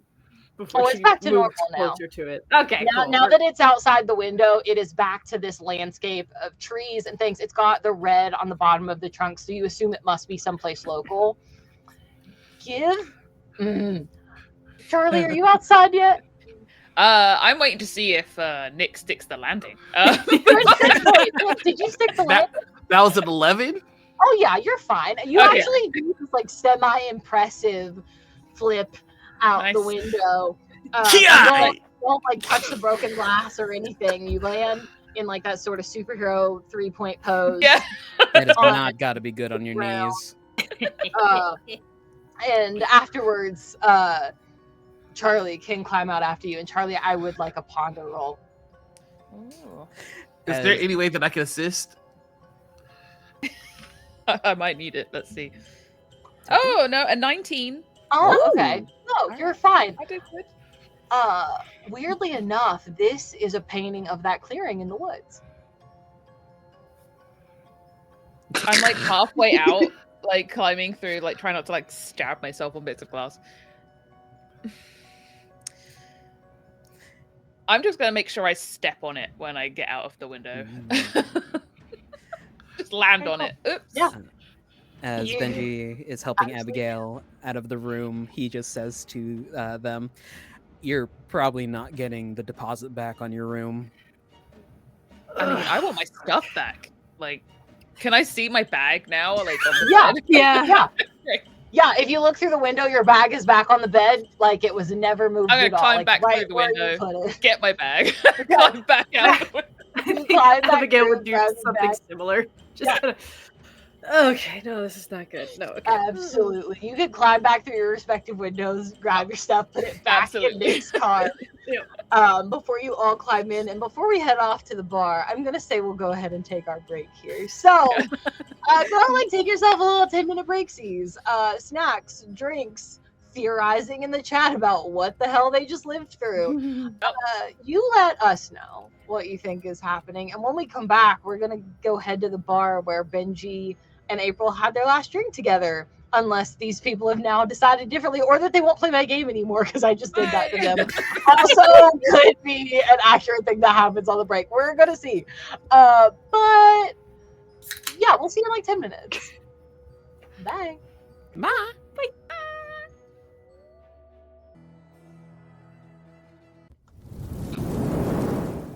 Hello, all. We're back from break. As you can see, they all decided to stick around. Oh, my was that our sins. opportunity to leave? I'll see y'all later. You had like a full 10 minutes that you could have looked at me and went, fuck you for what you put me through. I'm out. And you decided not to. And so here we are, stuck together again. But I love it here. If you weren't with us before break, they managed to get out of their hotel. Yay. They're a little,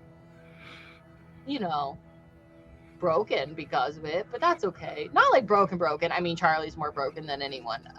But we're gonna figure it all out. It's all gonna be okay.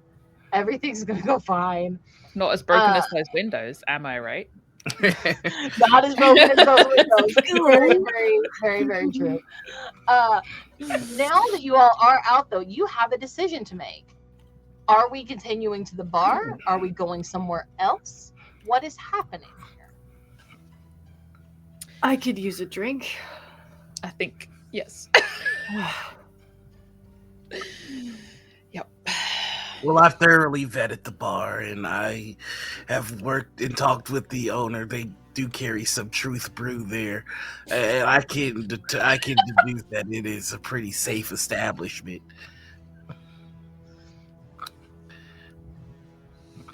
So everybody into the car that we aren't going to throw things at any longer. We can all agree. Okay, good. Yep. Sorry about that. She's gonna use her cuff to kind of just try and rub off the crack. Just Charlie feels a tap on their shoulder, and there is a phone receiver that is right there. And then he's just pressing lightly. I think this belongs to you. Oh. Yeah. She's just gonna throw it through the window of the motel. Not It's the car again. It's been reversed. They'll probably want that back. Everybody get into the car, please. He's just holding the door. Piling in. No, this isn't. The mood isn't right for Biscuit. I'm throwing in some stained. Fair enough. Alright, so we're traveling to. It's been a while. It's been a while. Perfect. You get there. It's uneventful. There are no strange happenings on your car ride. The music stays as the music should be. Mm-hmm. And you all pull in to the very small parking lot, sort of, that's right beside the bar. It's really only 5 spaces. That's all they usually need before midnight, at which case any other cars just sort of pull themselves up onto the sidewalk, because who cares after midnight in a town like this? And you are able to grab the parking spot closest to the door. What's the name of the bar? That's a great question. I was going to ask you all. I could give you my what's the word? Default name that I give all the bars that have anything to do with guidance and stuff. Love that. Go for it. It's called the Psycho Pump. Beautiful. I love that. That's really pretty cool. love that. Yeah. You all walk into the Psycho Pump, and it is pretty industrial. If the whole town itself wasn't worn down, you would swear this is what it's supposed to look like. But it's just at that weird point in between where you're like, was this what it was meant to be decorated as? And this is a really cool upkept place, or has this just had years of wear sort of on it? But it's exposed brick with shelves and shelves and shelves of liquor. This is probably the most successful business in town for a lot of reasons. But as you all walk in, there's the bar, sort of this shiny, polished black marble with wood accents, burgundy leather on the bar stools. There are some tables and booths around too, and there are really only a couple of people in here. You see a couple of people sitting in a booth at the back. none of you recognize them though. And then you see Star behind the bar, and she, Nick, you would know, and probably Benji too, you would also know. Star owns this place. It's been like a family establishment for years and years and years. And so her parents retired probably like 3 years ago at this point, and gave her the bar. So she's got the run of the place now. You all have never been able to figure out if Star is her real name or not, but it's what they've called her since she was a kid. Even during like attendance, Oh, they should yeah. be called as Star. Yeah, she would always be called a Star. And part of you is like, that is that your real name? You're just not sure, but it's Star with 2 R's very specifically. And she has like curly black hair pulled up into a high ponytail, like a black tank crop top, flannel tied around her waist with like a towel over her shoulder as she's like doing bar back stuff. I would like to walk up directly to her, as I normally do when I come into this bar. I would like to slam both hands on the table and go, "Is Star your real name or is it not?" Hey, Star. She jumps 5 feet in the air because she's got one headphone in, like listening to something as she's like wiping down the counter. Fucking shit, Nick. God. You go That's over this not every an answer. time. You do this every time. You fucking talk about everything except the question that I ask. You dance around it. What's your name? And as far as you know, my name is Star. Damn, all have that Ourselves, implies Nicholas. that it could be something else. But as far as I know, it's Star. Correct.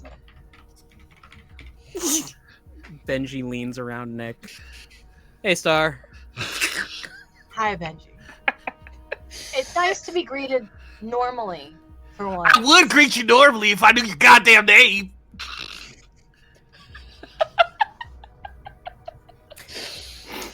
I sell Truth Brew for you, and honestly, in exchange, I feel like that should buy your silence.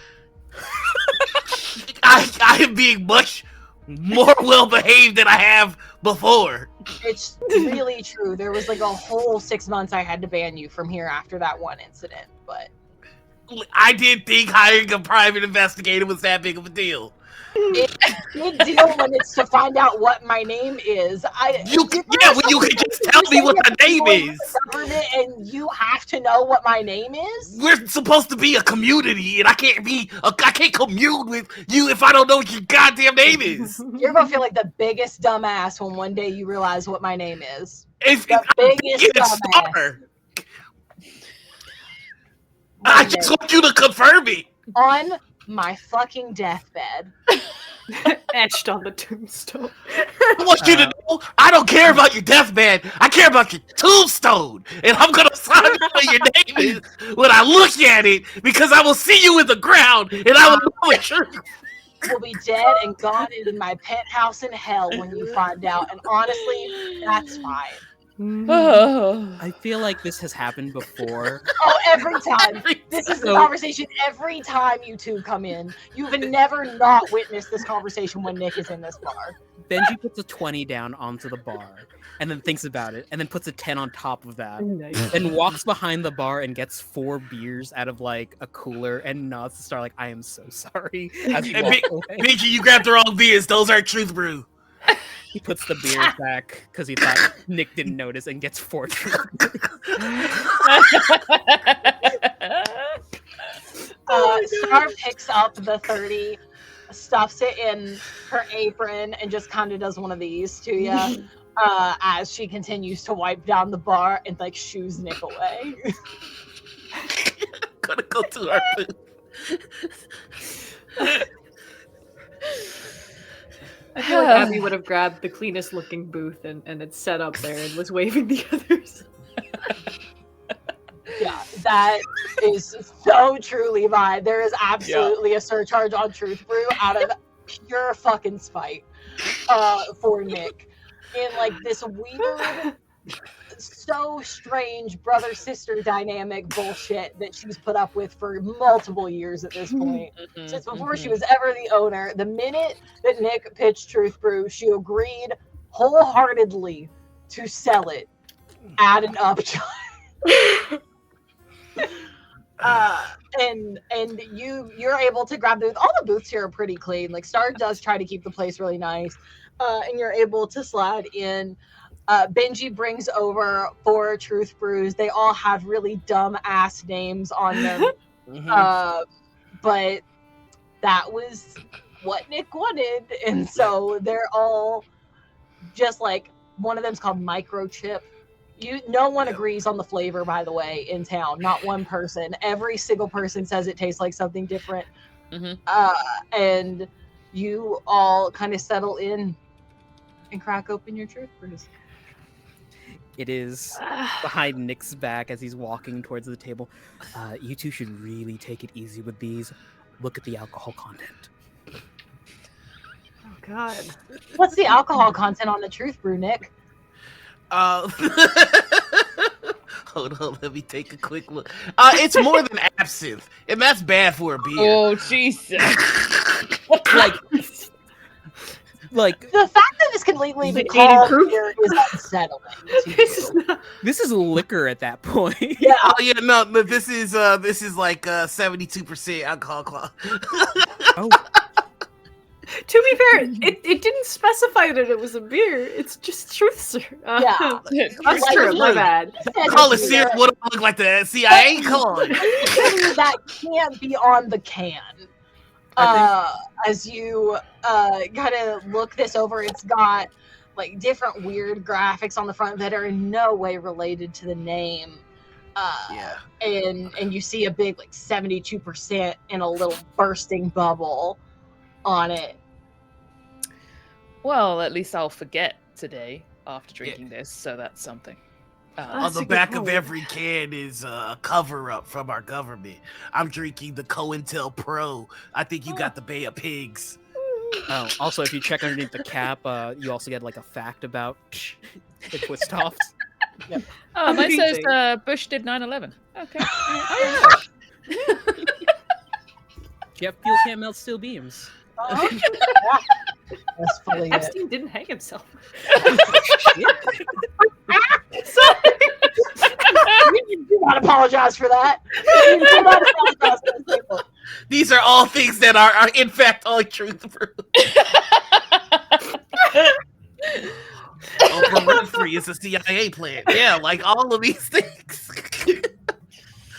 Well, cheers. Cheers. Cheers.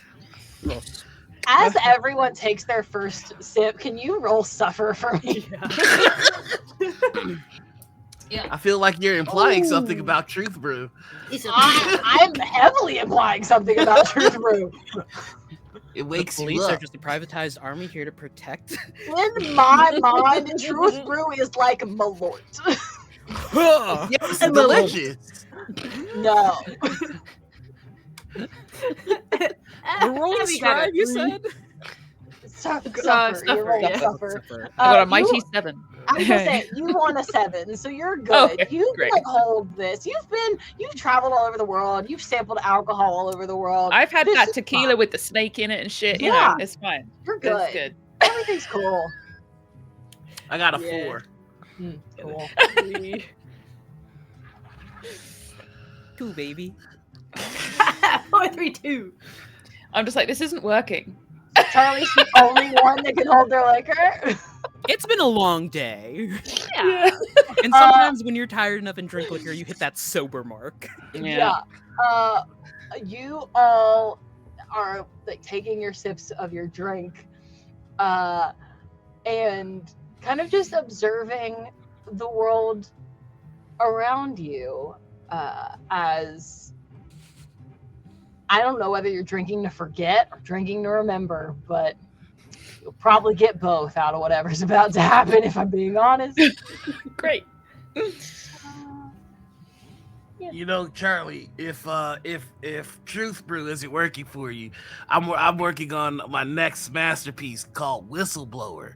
Each can is gonna have a picture of a whistleblower that was eliminated for speaking truth to power. We're starting with our Boeing line. I think you'll like it. All right. I'm really surprised you managed to get quince flavor out of somehow in the... Anyway, I mean, I'm sure by the end of this bottle, it'll do the job. But I'm interested to see Whistleblower after this, because this isn't actually that bad. Finally, somebody with some damn taste. And he just like glares at Big G as he says, Benji's pinching the bridge of his nose, nose, just like, oh god, this is a lot.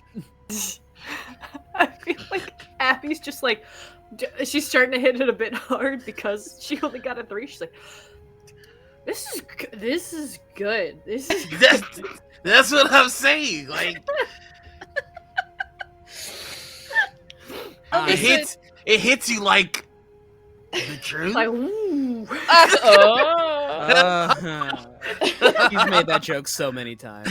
Fuck you, Benji. Every time I'm workshopping things. The truth hurts, doesn't it? Pretty good. That's pretty good. And then suddenly there are fortune cookies with eyes and like. Oh, what happened? Like. AI and. I'm not talking about the world, Nick. I'm talking about gestures to general area. No, Nick might have a point. AI art is really scary, and what we saw in the art was really scary too. When would Crappy Creek have enough time to set up AI art in our motels to specifically freak us out? That is exactly why Crappy Creek is the best place to do it. Because why would they do it here? It doesn't make sense because it makes perfect sense. It's the test bed. I think Abby's just doing that. She's sliding back to her roots. It's math lady gif. That's. I mean, what's the alternative? Like, what? You're hearing the Dane call us or some shit? She's not dead. She's not dead. I mean, maybe he went somewhere and didn't want to be found, and now somebody's trying to find her by calling up and pranking the people most likely to be able to get in contact, and that would be. But how fucked is it that they're also mentioning Tommy? Like, you guys, Tommy? Oh, did I not? I don't think Abby's gotten anything from Tommy. Just on the radio. And she didn't roll high enough to. Yeah, she didn't roll high enough to rock it. Yeah. Benji will slide his phone across the table, showing the text message between himself and the April, where it said, "You're 2 for 2." I feel like. And when did that text come in? That was early. That was the morning that like literally you this all morning. brought. Yeah, like literally this morning. Yeah.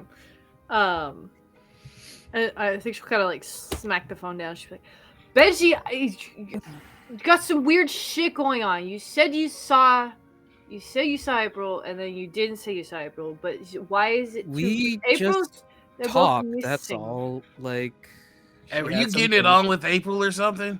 What? Huh? No. Listen, we're all friends. We're all adults here. If you were clapping cheeks, man, good on you. Hey, now, what if I was the one having my cheeks clapped? Hey, good on you. We don't judge. No, April and I, we just met up and had some drinks and talked a little bit. That's all. You didn't want to tell anybody. Interesting. Well, she said to keep it private. And you were in here, right? Yeah. We were at the bar. Who left first, you or April? Mallorie? I leave that to you. Would you have left earlier than April? She said she was going to hang out for a little bit longer, so I left. I had work in the morning. Right. I'm going to get up. Just like, if I'm on the end, if not, I'm going to scoot past Abby. Just like, and I'll go over to Star. Do you remember seeing April in here just before she went missing? Oh yeah, that's so freaky, right? That we all just get news articles about people we grew up with going missing now. It's weird. But yeah, she and Benji were in here the other night. Sat at the bar, had a few drinks. April was here probably an extra half hour or so. Did you see her leave with anybody or acting strange before she left? She left alone, but she seemed a little weirded out. I thought maybe the drinks just got to her. I know she doesn't drink that much anymore, or that's what she told me. Said it gets in the way of practice and stuff when she has early mornings, but she was off practice. Her team's over in England doing some tournament. Tracks with lacrosse. And she just left. Did she drive? Did she? No idea. I didn't see her like outside. I just saw her when she walked in the door. Right before she left, though, she looked at her phone, looked a little scared. I tried to run after her to ask, but by the time I got out the door, she was gone. Oh, she dropped something, though, I guess, if you guys want it. I never opened it. It was like a note or something. I felt like it was an invasion of privacy, and like maybe it had somebody's number or something on it. I don't care about privacy. Give me the letter. Noted. And she like ducks down behind the bar into this little like safe looking thing that she uses for lost and found essentially. And she cracks it open, kind of digs through stuff, and you can even see from where you're standing there are wallets in here people have left behind, like random just things, bits and bobs. And she finally finds it, and it's just this small piece of paper folded up into four. And she hands it over to you. She had this with her. I was going to return it thinking she'd come back, but then I got the same news alert everybody else did. 1 second. I've had some truthfully.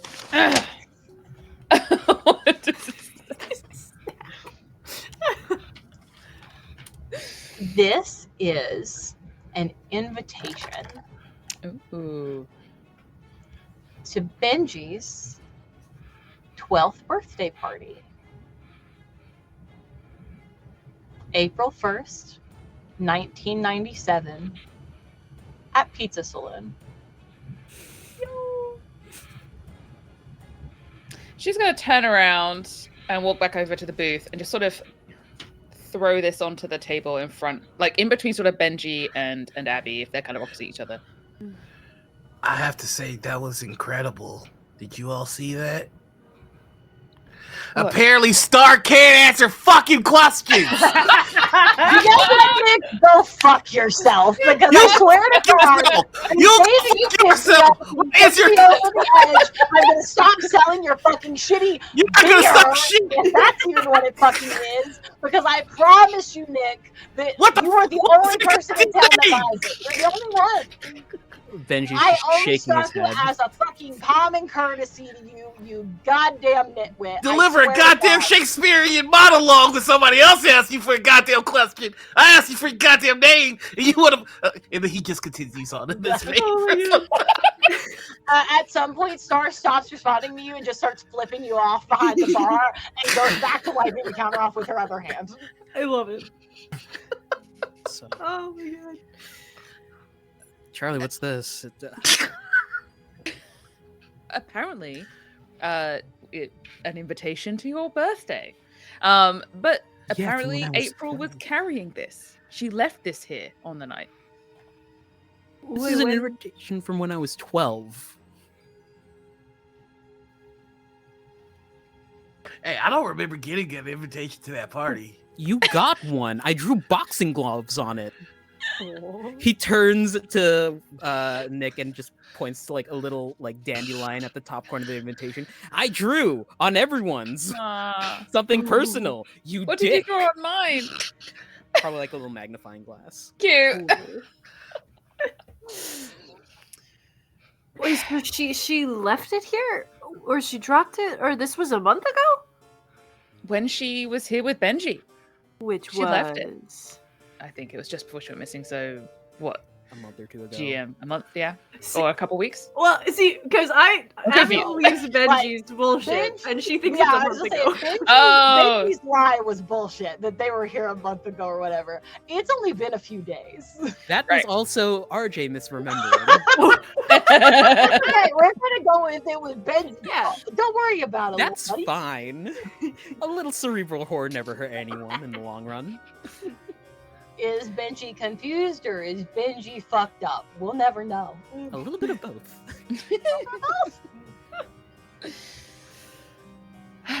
Abby'd be like, a few days ago, you bitch! You said it was a month ago! You're throwing off the timeline! This is not good! We're trying to fight a missing person!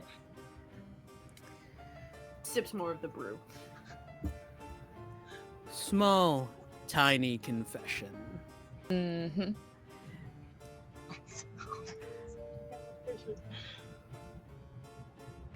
Ever since, like, things started going downhill, they've really started going downhill for me. I might barely remember days of the week at this point. And he'll tap the beer bottle in front of him. It's a problem I'm working on, I swear. My therapist is on vacation. It's also Nick's therapist. Understandable. They're only my therapist because you suggested them to me, but I still think that therapy is just confessing your deepest, darkest secrets to the deep state. Oh, he's drip feeding them misinformation intentionally. What? What? No.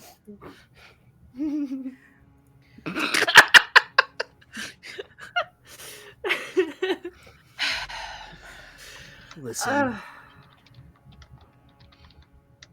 Everybody's stressed. We're all trying to figure this out. Maybe let's take a breather. I'm just gonna... Benji gets up, reaches into a breast pocket, pulls out a cigarette, and starts walking towards the door. I'll be back in 5. You better not go out there smoking. Huh? No. I would never do that. Don't do that. That's accelerating the toxins that they've already corrupted our ozone with. As Benji hits the door, you all notice that Benji has left his cell phone behind.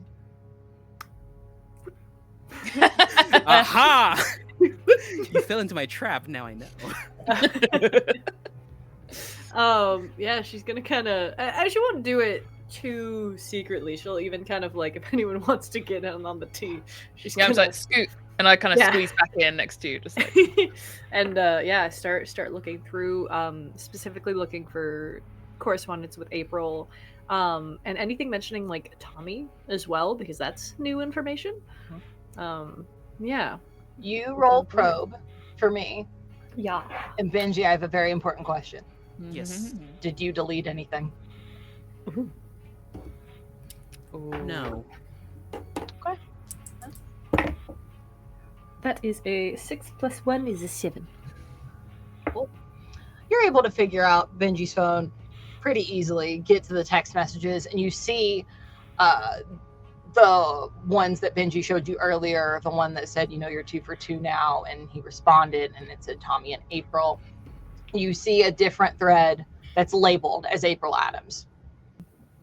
You click into it, and if you go pretty far back, you'll realize that Benji kept up best with April out of all of you. Like, hasn't kept up with you really. It's kind of like from the last date that he texted Charlie and like has sort of kept up with Charlie, keeps up pretty well with Nick. They're both in town and all, but keeps up best with April. They've got texts like at least a few times a week. Yes. I think the last text that Benji got from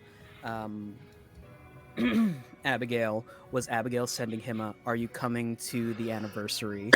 Oh, yeah. Yeah, that's cool. And there's just a flat no there. Yeah, you see that those messages between you two, you trying to get everybody together for the anniversary of Tommy's disappearance, that Benji refuses to come, and all of that. In his text with April, you can see that they talk about it a little bit, that April basically says, you know, Abby's just doing her best to like sort through everything. Like, this was her idea of like a way for all of us to cope together. And Benji fires back, I don't need to cope. He's gone and he's not coming back. And then after that, within the past like couple of weeks, you see April texting Benji that she's going to be in town, asking if they can talk, that she needs some advice on something, and is very specific to not tell Abby. Ooh. So, I can't believe you guys are just going through his phone like that. That's... I'm sure the government do worse. All right, so Yeah. I like to think that we should try to be better than that. Surveying and spying on each other. I think Abby will just like turn the phone around and hold it up to him. Be like, "Do you see it too?" She didn't want to tell me something. I mean, we haven't talked in a while, but like, God, that hurts. And then she'll kind of hand off the phone if anyone else wants to like take a swipe through it. Oh yeah. Are you looking for something different or something similar? Let me know. Yeah, what kind of friend would skip town and not keep contact with people? That would be pretty grimy, I think. we all kind of shift a bit uncomfortably. Yeah. I mean, just leaving us poor yokels behind to go chase a highfalutin academic career. I mean, oh boy. I mean, it's not my fault you guys didn't want to do more with your lives. And she kind of feels real bad after it leaves her mouth, but it's already said. Oh no, I mean it's you know, one day you're friends with somebody who believes a thing, and then the next they just decide to believe everything else. You know, that's funny. I'm gonna go get another drink.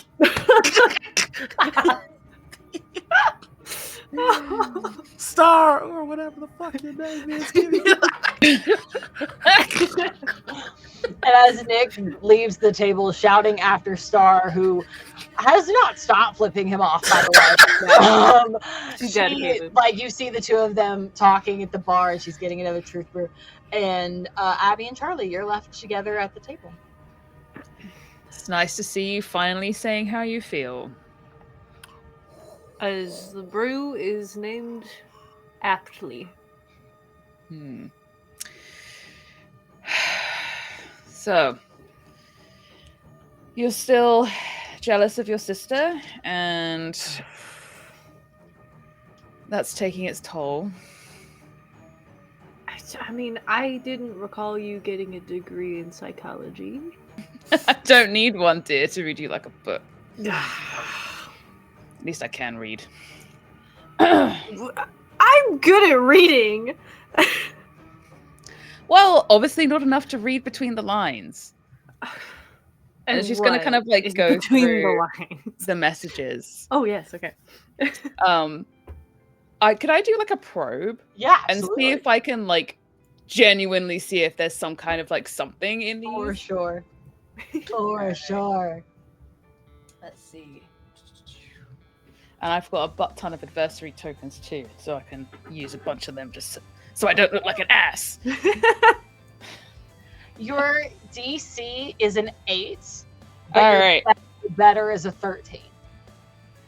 How many tokens do I have? Ooh, okay.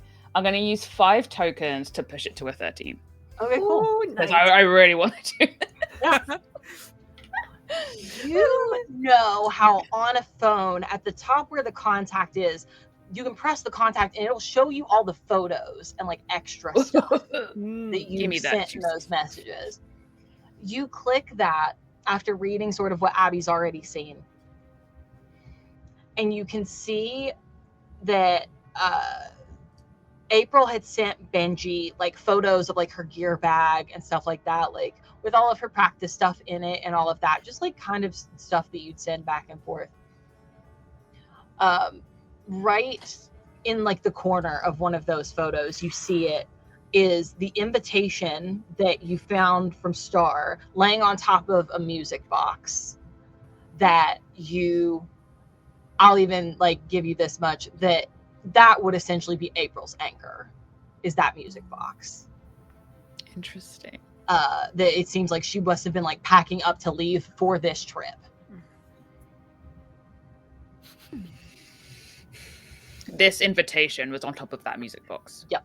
And it's in the corner of her like packing photo with her like lacrosse bag and stuff. Yeah, zoom. Yep. Pitch and zoom. I mean,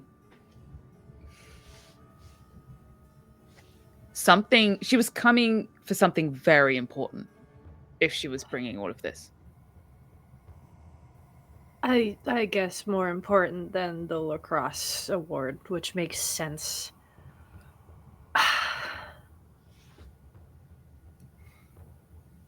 I mean, if she was in trouble, why wouldn't she call me?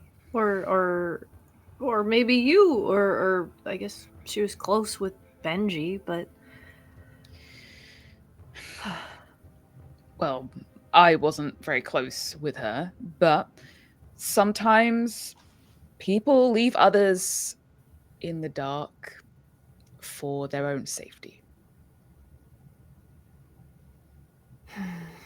Nick's gonna just pop back up. Am I important enough to sit back down in my spot, or do I have to Sit your ass down. yeah. And while we're talking truth, I'm sorry about what I said in the room. I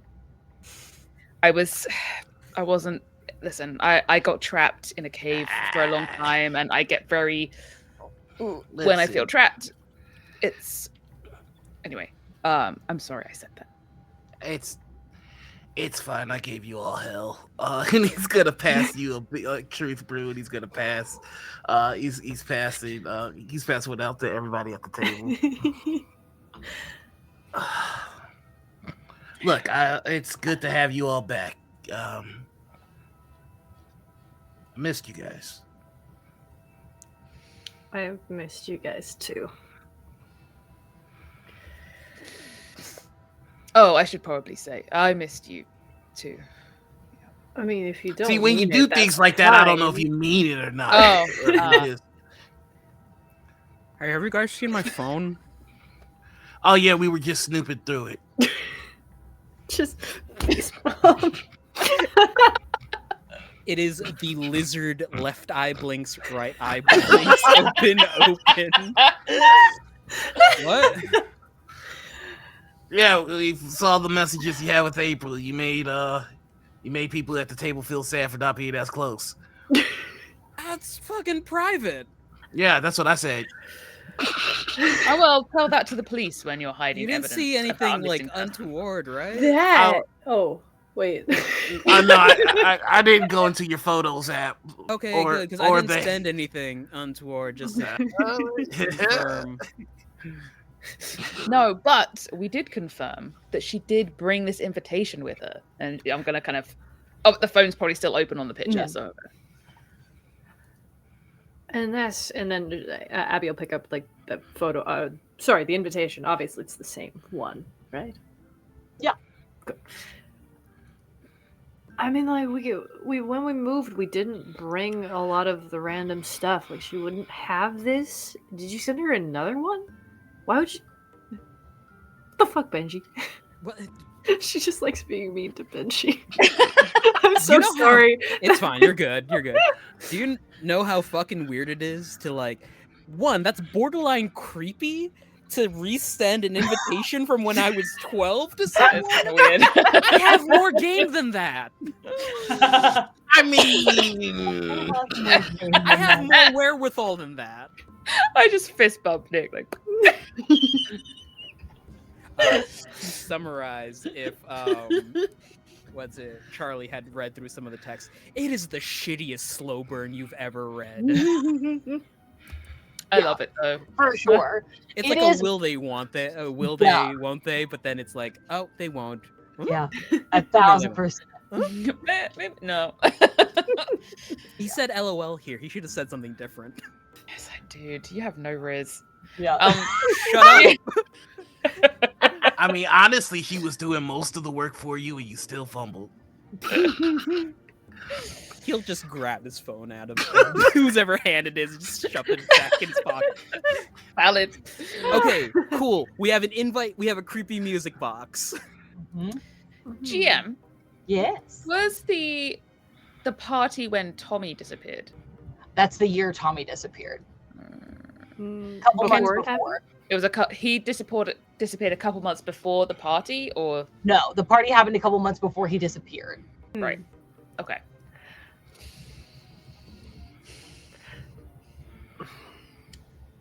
Is the pizza saloon still open here? No, long gone. The Sorry, that was building- as Abby. Oh, sorry. I should make the voice different. That's my bad. They closed it down a couple of years back. Something about a health code violation. Well, I wouldn't be surprised if there was a bunch. Something about a bite in 80 something. Damn it, RJ, take an adversity token, my guy. So much for that. I mean, that's what they. before we were even there. That's called pandering near I mean, GM, everybody. That's what they say, but honestly, that's just a theory, a crap theory. Nice. You take one too, Noir. Take it. You all are just naming my special interest left and right. This is wonderful for me. Thank you. I love it. Hey everybody, I'm Markiplier. I don't know why I said that. No, Another one. I'm not saying That was Benji. He got possessed. That was Benji. it. By the spirit of Markiplier.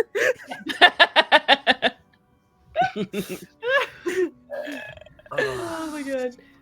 So good. Oh, that was good. Ah, So, what do you think? April So- headed over to Pizza Saloon after her drinks with me. she was invited there, but like, I mean, it doesn't make any sense at all. I want to find that music box because she loved that thing, and I don't know why she would bring it on like a trip like this. So that's important, but also like weird shit's been happening, and people are saying like come play with us and stuff like that, and maybe it's literally an invite to the thing. All right. He's good. Top down is truth. Star, or whatever the fuck your name is. I need a pitcher of water. I gotta come down. We're going. She's already halfway to your table with it, and it's like a big pitcher full of water, 4 glasses balanced in the other hand, kind of all stacked inside each other. And she puts all of it down, and she goes, "You're gonna need to drink at least 1.5 glasses per truth brew that you drank." Can I get some nachos as well? Oh, actually? yeah, Yeah. for sure. Nachos. Oh. Hey, Benji, do you want those cheese fries that you all got the other night? Oh fuck! Oh please. yeah. Oh, Oh, make those The nachos crappy like cheese- 30 nachos. the crappy cheese fries are so good.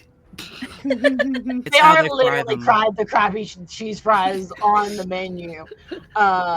So the same way as the town, obviously. And she goes, Oh, "Sweet, dirty nachos, crappy cheese fries, water's here. Let me know if you need a refill of them. It'll be like 7 minutes.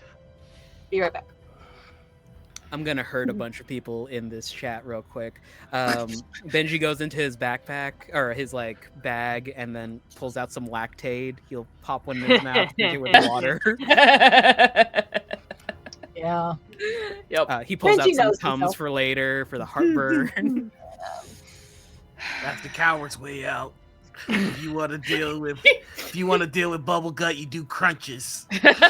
Yeah, and if you want to deal with shit on your seat, you're gonna let me do this. Yeah, go ahead, take that Lactaid. The car's been beaten up enough today. I hope Silver didn't deserve anything that's happened to her. I think Silver has not done anything wrong ever in her life. Never in her life. And you all just sit and chat for a few minutes. You get your nachos, you get your crappy cheese fries. The pitcher of water is eventually gone, and Star already brings you another refill before you all sit and talk as long as you'd like while you formulate the next part of your plan. One sec, Star. One last thing. Mm-hmm. There is a chance that we are being hunted by the CIA and or a poltergeist, and I could die at any moment. And if I were to pass upon the other side, it would be the greatest regret of my life not to know the name of one of my dearest friends.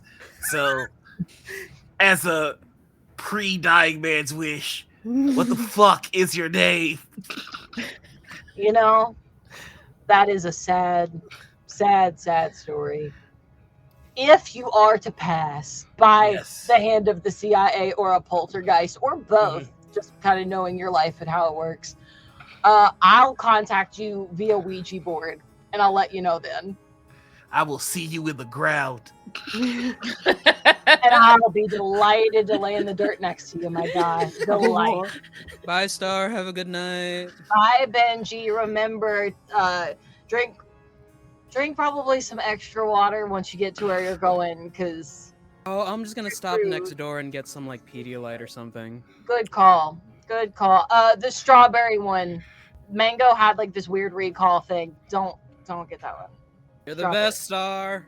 Gotta watch out for my favorites. We're going to the Pizza Hut, and it could be haunted, and I could be dying, and I die. And the last thing you told me is a lie. You get Pedialyte too, because the nearest Pizza Hut is 3 hours away, and it is sure as fuck not haunted. So.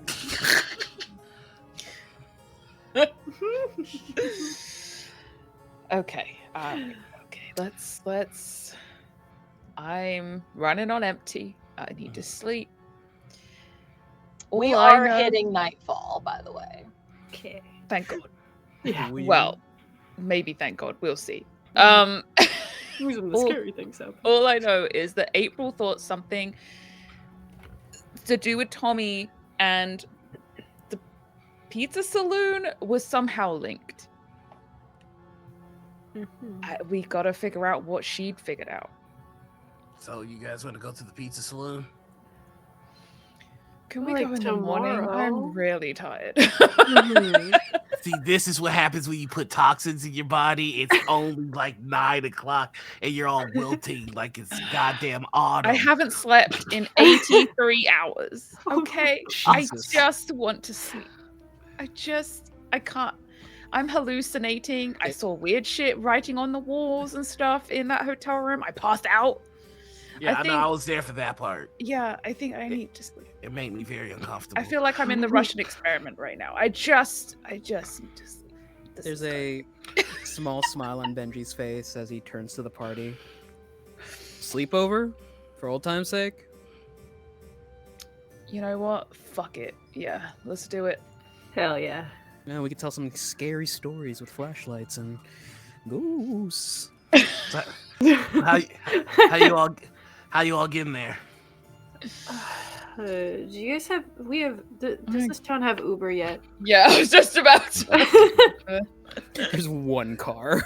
I'm gonna say that, Nick's. yeah, it does have.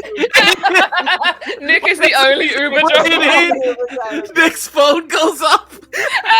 I'm your Uber. Oh. Oh, that's so funny that he would do an app that tracks location like that. We're going to assign you an Uber driver. He's 1 minute away. He's got a phone just for Uber. It's not like Yeah. Smart. Yeah. No real name attached. Oh my god. Who's All right. Hussein? Make sure you rate him 5 stars. Let's go. Hey, I'm gonna send y'all a link to split this bill. Yeah, it's fine. All right. Pretty realism. The $5, like 5-star tip. I'm gonna leave a Oh, bad man. Yelp review for this bar, like I always do, because the bartender refused to tell me what the goddamn name is.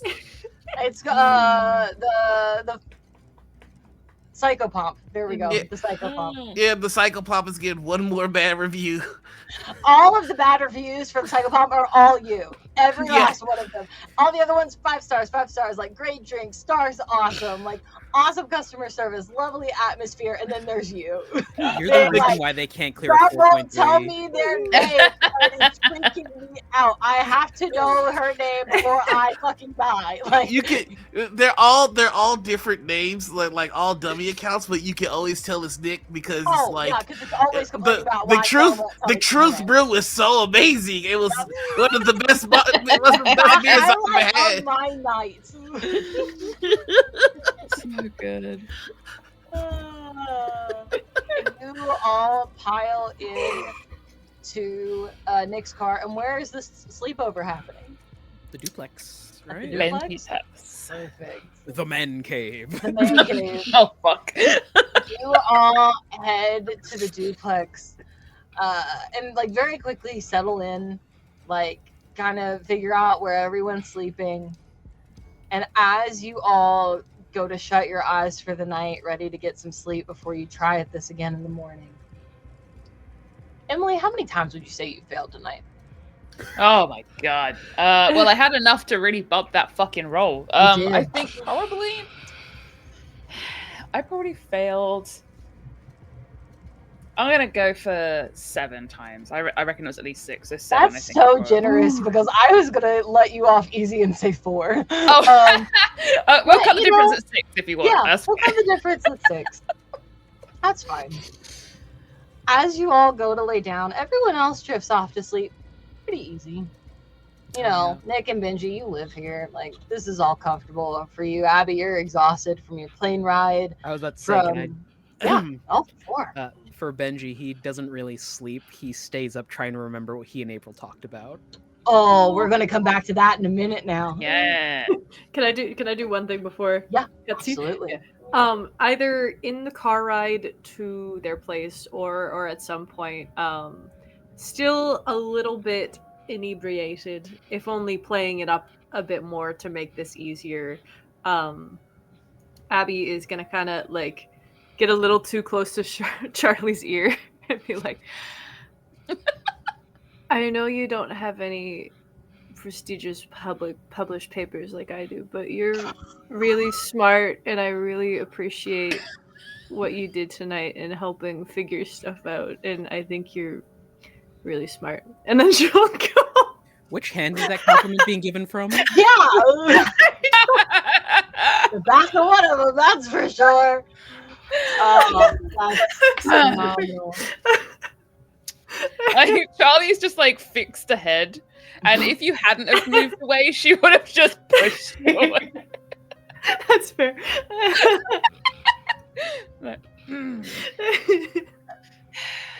I deserve that, I guess. God, I love you. That's fine. So That's now, what I want to do.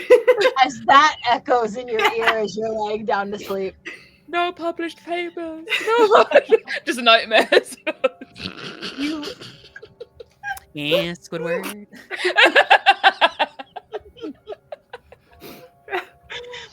Charlie, you look over into the window as that sort of echoes in your ear over and over again.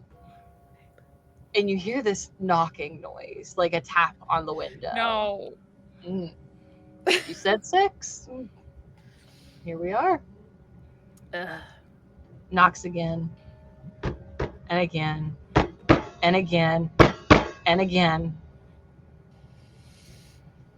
Dare I look? I have to look. When it gets that loud, there's like that last sort of like really loud thud. I think just out of knee-jerk reaction, she looks towards the window. You look over and see Tommy. What is Tommy looking like at the moment? He looks like you remember him too. Like 9 years old, round face, blonde hair, space pajamas, knocking on the window. I'm hallucinating again. I'm just gonna, when you close your eyes and then open them again, see if it's still there. Oh yeah. I was really hoping it wouldn't.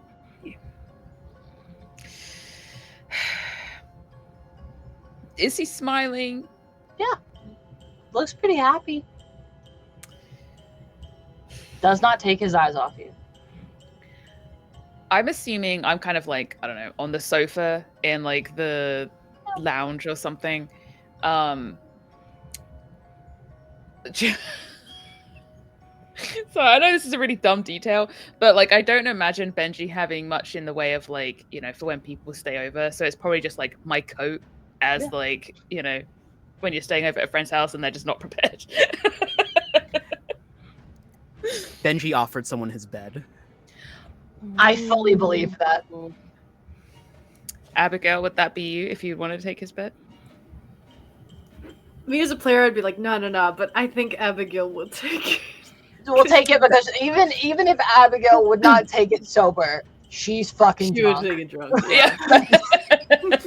There was probably like an hour of time where the laundry machine was running. So it's just fresh linens. Nice. Very sweet. That does feel like very Benji and RJ thing to me. Just like shivering on the sofa. I think she's just gonna resign herself to having to deal with it. Like when you see a weird thing in the corner of your room and you have to go and turn the light on so you can make sure it's like just a pile of clothes or whatever. She sits up, swings her legs over the side of the sofa, walks over to the window. Does she have to like squat down a little bit to get like in at his eye level? Like a little. What do you want? You blink and he's not there anymore. Ah, fucking do it. And she's gonna go back, sit on the sofa, and just this time kind of face away from the window, just like roll into the couch. You hear a voice go, "I wanted you to come play with me." How far away is that voice? Oh, right behind you, like sitting on the coffee table. Mallorie, this isn't fair. You picked the thing that gave you hallucinations. I am supplying the hallucination. That's fair.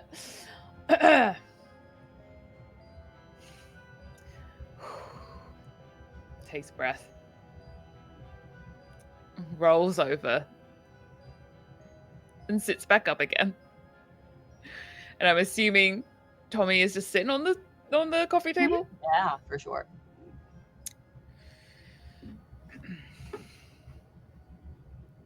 Just fully, she doesn't really know what to do and is fully like just the flight, fright, freeze, fawn, whatever. She's just like, I think in the kind of freeze fawn stage kind of thing. I can't come and play with you. I'm a grown-up now. I'm too old to come and play with you. But April came to play with me. And April's a grown-up. April's older than you are. Sucks to be her, I guess. But where is she? And where are you? With me in the dark. How did she get there?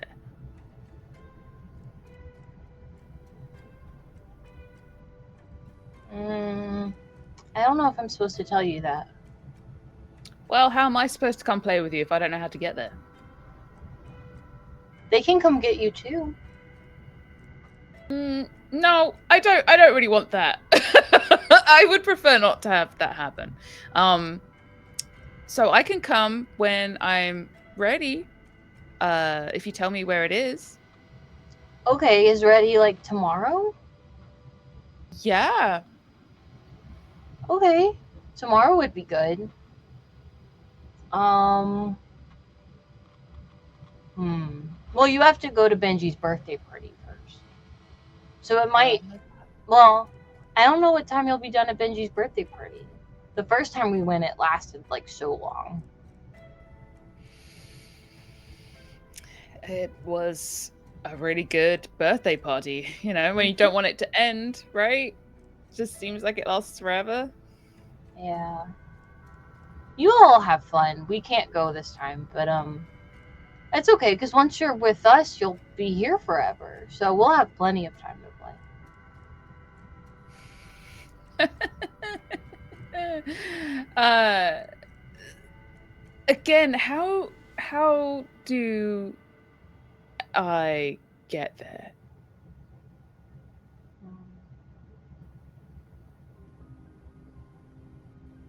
You remember how we got to go to the cabinet? The cabinet. I remember. Yeah. You'll go that way. Okay. All right. So, when I'm ready, I'll come to the cabinet. Yeah. Just be sure to get here soon, okay? Okay. I need to go to sleep now. So if you could not bang on the windows and sit eerily on the coffee table, I'd really appreciate that. I guess that's okay. Okay, cool. High five? High five. Yeah, you can touch it. It works. He feels solid enough. Horrifying. I think she's just gonna disassociatively lay back down and try and get some sleep. As you do that, you close your eyes and just hear, "Good night, Charlie." I think just out of instinct, she just says, "Good night, Tommy." And then he's gone. I've just sold my soul to the devil.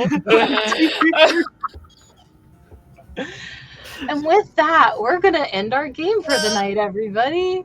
Just go wrap up on that quick little note. It's totally fine. It's so good. It's all good. Everything is great. Don't worry, RJ. I haven't forgotten about you. We're gonna do a little like stinger thing after everybody does their outros about you and April's conversation because we're gonna go have a little one-on-one by ourselves. Yes. But before we do that, if everybody could possibly introduce yourself one more time, tell the people where they can find you because I have really fucking talented friends, and Tommy will come haunt you in your sleep if you don't go look at their stuff. Yay. Hey, Opposite order of what we did in the beginning. So RJ goes first. yeah. Hey, everybody. I'm not doing sound check this time, so I can speak like a normal person. Yeah. What's up? I'm RJ. You can catch me on RJS282 on most of the socials. Online, I'm doing a myriad of different things. This Monday, next Monday coming up, we're coming off of our hiatus for our D&D 4th edition Wild West Cowboy campaign. Shit.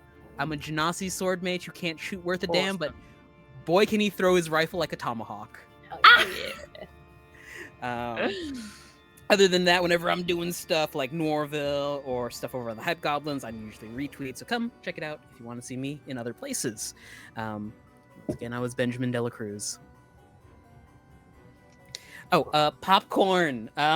Did Charlie? Yeah, perfect. Oh. I love that. Hello. Charlie Halloway, aka Emily Greymoore. You can find me online at Emily Greymoore in various places. I'm most on Blue Sky at the moment, so find me there if you want to hit me up or whatever. You can also see my bits and pieces at unbalancedencounters.com if you want to see and hear me perform in any other ways. And my TTRPG project is The Cunning Folk, and again, that's at Emily Greymoore on itch if you want to check that out as well. But yeah, that's me, and throwing it to Cleo. I am Cleo Birch. I have been playing Abigail Addams, or Abby Addams. I myself am a voice actor and narrator. You can find me predominantly on TikTok and a shell of an account on Instagram at Cleo Birch Voice Actor. I am also involved in another TTRPG Let's Play called Punch and Roll for Initiative. We play every other Friday, so not this Friday, but the next one at 9 p.m. EST. I can say words for a living. And on that note, I have an audiobook coming out in March called Whisper of Apple Blossoms, and I'm very excited about it because I'm very proud of it. I think that's all the things. Wonderful. To our lovely DM. Yeah. I'm going to do Noir's for him since he had to step away, but you still have to go look at all of his stuff. You can find Noir streaming AP Rewind on the daily. It's a wonderful time. I go hang out and chat, and we watch actual plays. It's great. You can also find Noir anywhere the internet may have to offer you at the Noir Enigma. He runs games on Start Playing Games. Highly recommend. As someone who is sat at his table, I always have a very lovely time. And you can check out Noirville 312, which is a giant Noirville, like Marvel themed project that has a ton of wonderful people in it, including RJ and I. We both happen to be a part of the universe. RJ and I are a part of the same show that has not formally been announced yet and is not out yet, but we have the best time recording it. It's a fucking blast. You can also see Noir and myself playing Phasmophobia on Saturday in the Outgunned charity stream week. Those for the California wildfires. We raised over $12,000, which meant that being led by the Hive Goblin, aka Sarah Roberts, so fearlessly, a group of us splitting amongst ourselves are playing 12 hours of Phasmophobia. And RJ is a part of multiple of those streams. I will be playing on Saturday for 3.5 hours, starting at 5 p.m. over on the Hype Goblin. I do deserve to get the shit scared out of me sometimes. I get it. I do deserve that, considering what I put my friends through. So come watch me die over and over again at the hands of ghosts. If you saw my practice round the other night, you would realize that I am absolutely terrified during that game, and I'm pretty convinced I'm going to die literally any second. RJ heard me. It was a lot. So if you want to experience that, you can come see both of us do that on Saturday. And then there's me. Hi, I'm Mallorie. I was everyone and everything else tonight, and I hope you enjoyed. These are my favorite type of stories to tell. I am very lucky that I have wonderful friends who come to do this with me all the time. And if you want to see me in other places, like I said, you'll see me playing Phasmophobia. You'll see me over on Noir's channel. And I pop out round and about. I'm an artist and a tabletop designer, and I'm working on the 3rd installment of the Remember Us series. There's Remember Us, then Remember Us Together, and soon there will be Remember Us Apart. So if you want to check out any of that, it's all on my itch page. And with that, RJ and I are going to go do a little one-on-one before we say goodnight officially. Bye, so, everybody. I love you. If you would like to say goodnight, RJ and I will just go pop over and goodbye ourselves. Hi, RJ. Hello, chef. Just me and you. Yes, chef. Love that for me. So You're the one cooking, so. Let's hope. We find Benji at his drawing desk. Around him, there are numerous pieces of things he's drawn, tacked onto the wall next to where his drawing desk is. There's several landscapes. There's a picture of the psychopomp that he sketched by hand. And currently there is just a large canvas that is in front of him, a charcoal pencil in hand, and he is doing his damnedest to remember what he and April talked about. He has headphones on, he's playing Rise Against, trying to find the song that was playing in the bar to set the scene. Roll Ponder for me. Let's see how much of that conversation you can remember. I ponder. That would be... Nope, that's not the right... Sorry, one sec. Ponder is flight. Oh, boy. Okay. Carl? How's a 7 do me? A 7's pretty good. I'll say that you can remember quite a bit with a 7, actually. Maybe not every detail. I don't know what you were drinking that night. You didn't have to drink Truth Brew. Nick wasn't there. But It wasn't Truth Brew. Yeah, I didn't figure. I will say that as you sit there and sketch, you find yourself not physically, but mentally back in the bar that night.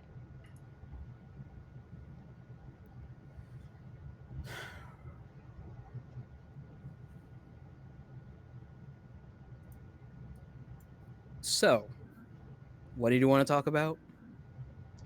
Hey, and she looks like frazzled. Like she keeps like fidgeting with her overalls and like her shirt, her ponytail even, as she like kind of just keeps watching over her shoulder out the window, looking at the people in the other booths. I needed advice, I guess. I don't really know. Is someone stalking you? I don't know. Maybe. But maybe not. It might just be stupid texts from fans. I've had a couple guys over the years that like get that weird obsession thing, and then they send you weird texts and they show up at the airport when you have a flight, right? But this is different. He'll lean over. Show me. She pulls out her phone, pulls open the text messages, and it's from an unknown number and just says, "You sacrificed what you had to make it in your career, but is it worth it if what you sacrificed may be gone forever now?"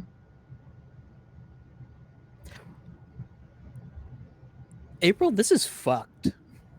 I know it's fucked. Did you like go to the police or something? No, I didn't go to the police. It's stupid. It's dumb. It's not like I like gave up a kidney or something. I didn't do anything wrong. I didn't do anything legally wrong. What do you mean by that? Like even morally wrong, really. Like how bad is it to give up? It's dumb. It's so dumb. This shit can't be real, right? I'm sorry. It must be this. Picks up the beer. 7%. Did you just say you sacrificed a person? Not like really, not like a literal sacrifice. Like you ran up to them, yelled "Kali Ma," and like shoved your hand through their chest? No. And she like takes a huge sip of her drink. This is why I wanted to talk to you about this, because you get this shit. Apparently not, because I'm just as confused as you are right now.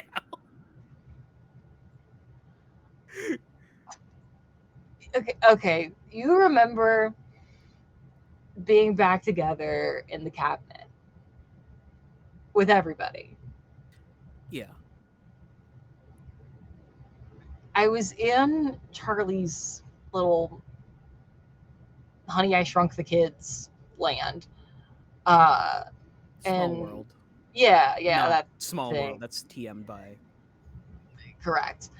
That thing. And I was playing around, like I built this lacrosse stick out of like twigs and shit. I don't know. We were kids. It worked well enough at the time, but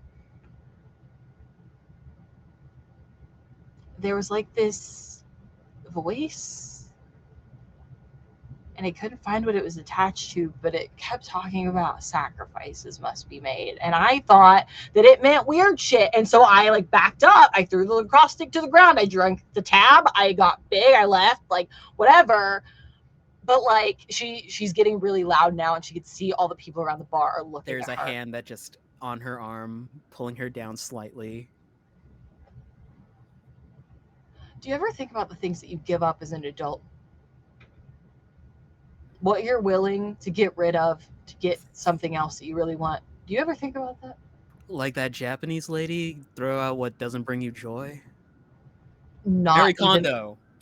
Yeah. Yes, that is her name. No, that is not what I mean. It is not that I threw away a T-shirt. It is that April, please tell me you didn't like sacrifice a denizen of our play pretend world. No, not like that. It wasn't like blood sacrifice summoning circle bullshit. It was real world stuff, but I don't think it was like giving up a relationship with a person doesn't get me success in my career. But that's what it felt like. That's what it sounded like because the voice kept coming back. Relationship with a person? When's the last time you talked to my sister? Benji is silent for a while as he thinks. I think the last time I talked to Abigail was when she invited me to the anniversary. Did you go? Wait, no, you didn't go. We had this whole conversation. Yeah, But you didn't need to cope because Tommy's already gone. You ever say something you wish you could take back? All the time. Yeah. I was not in an okay place. I should probably... He'll fish his phone. I should probably, like... How do you even start to say sorry about that? I don't really know, honestly. But that's not the point. The point is that I kept hearing this voice in my head about if I wanted these things, then I had to give up other things. And slowly but surely, I think that was giving up Abby. But like in this weird way, like Abby's walking around, she's here, she's living, she's breathing. I guess. But I haven't been in her life in years. So, whatever you gave up back then, bond with your sister. Gave me something I wanted now. Lacrosse championship. My career. Yeah. And like this isn't just like a lacrosse championship. This is sponsorships and like literally my dream life. But the only thing that I don't have is Abby.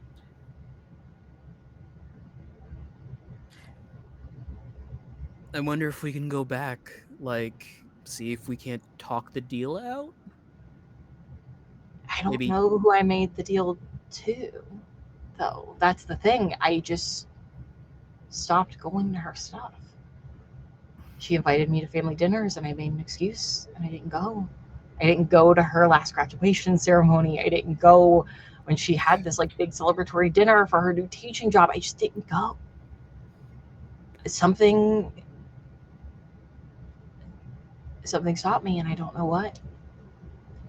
But now I haven't talked to her and I feel so fucking guilty.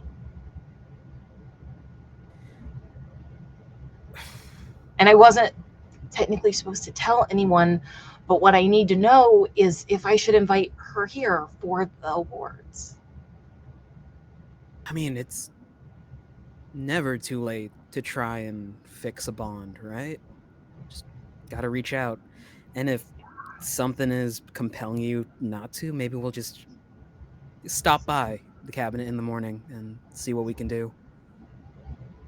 You think we can still get in? Well, with my beer gut, I probably won't be able to fit in, but if I start fasting now...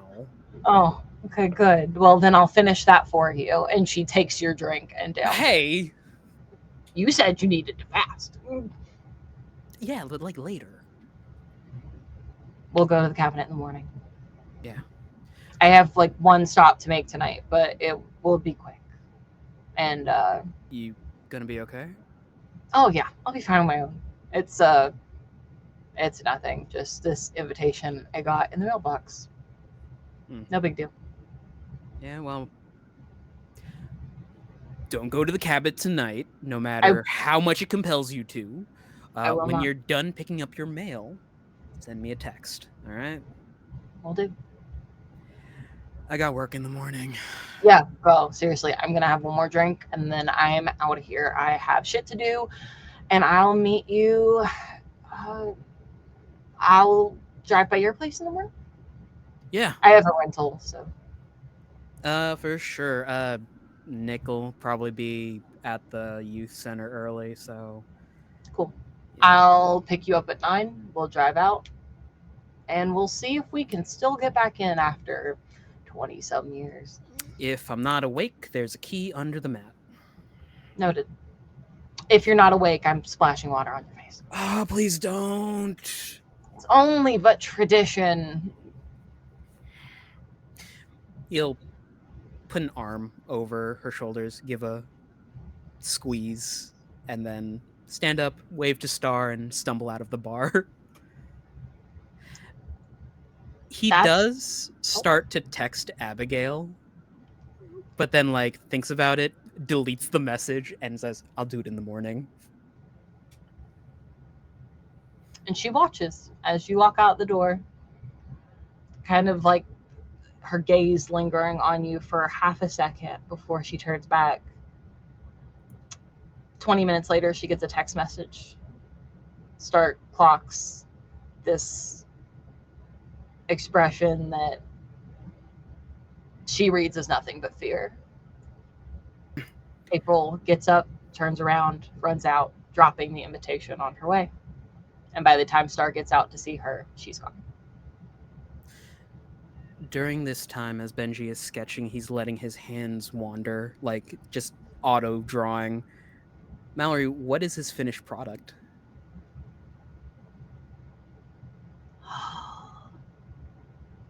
I never have players that do this to me, that give me existential questions. This is fun. I think as you finish up, you have drawn something similar to the painting you saw in the hotel room. It's April in the middle of this black void, but sketched into the shadows, you see the silhouette of a 3-headed dragon. And that's where we'll end tonight. For real this time. Say goodnight, RJ. Good night, RJ! Good night, everybody. See you next Wednesday. Or sorry, we're off next Wednesday. We'll see you in 2 weeks. We are off next Wednesday. We'll see you in 2 weeks.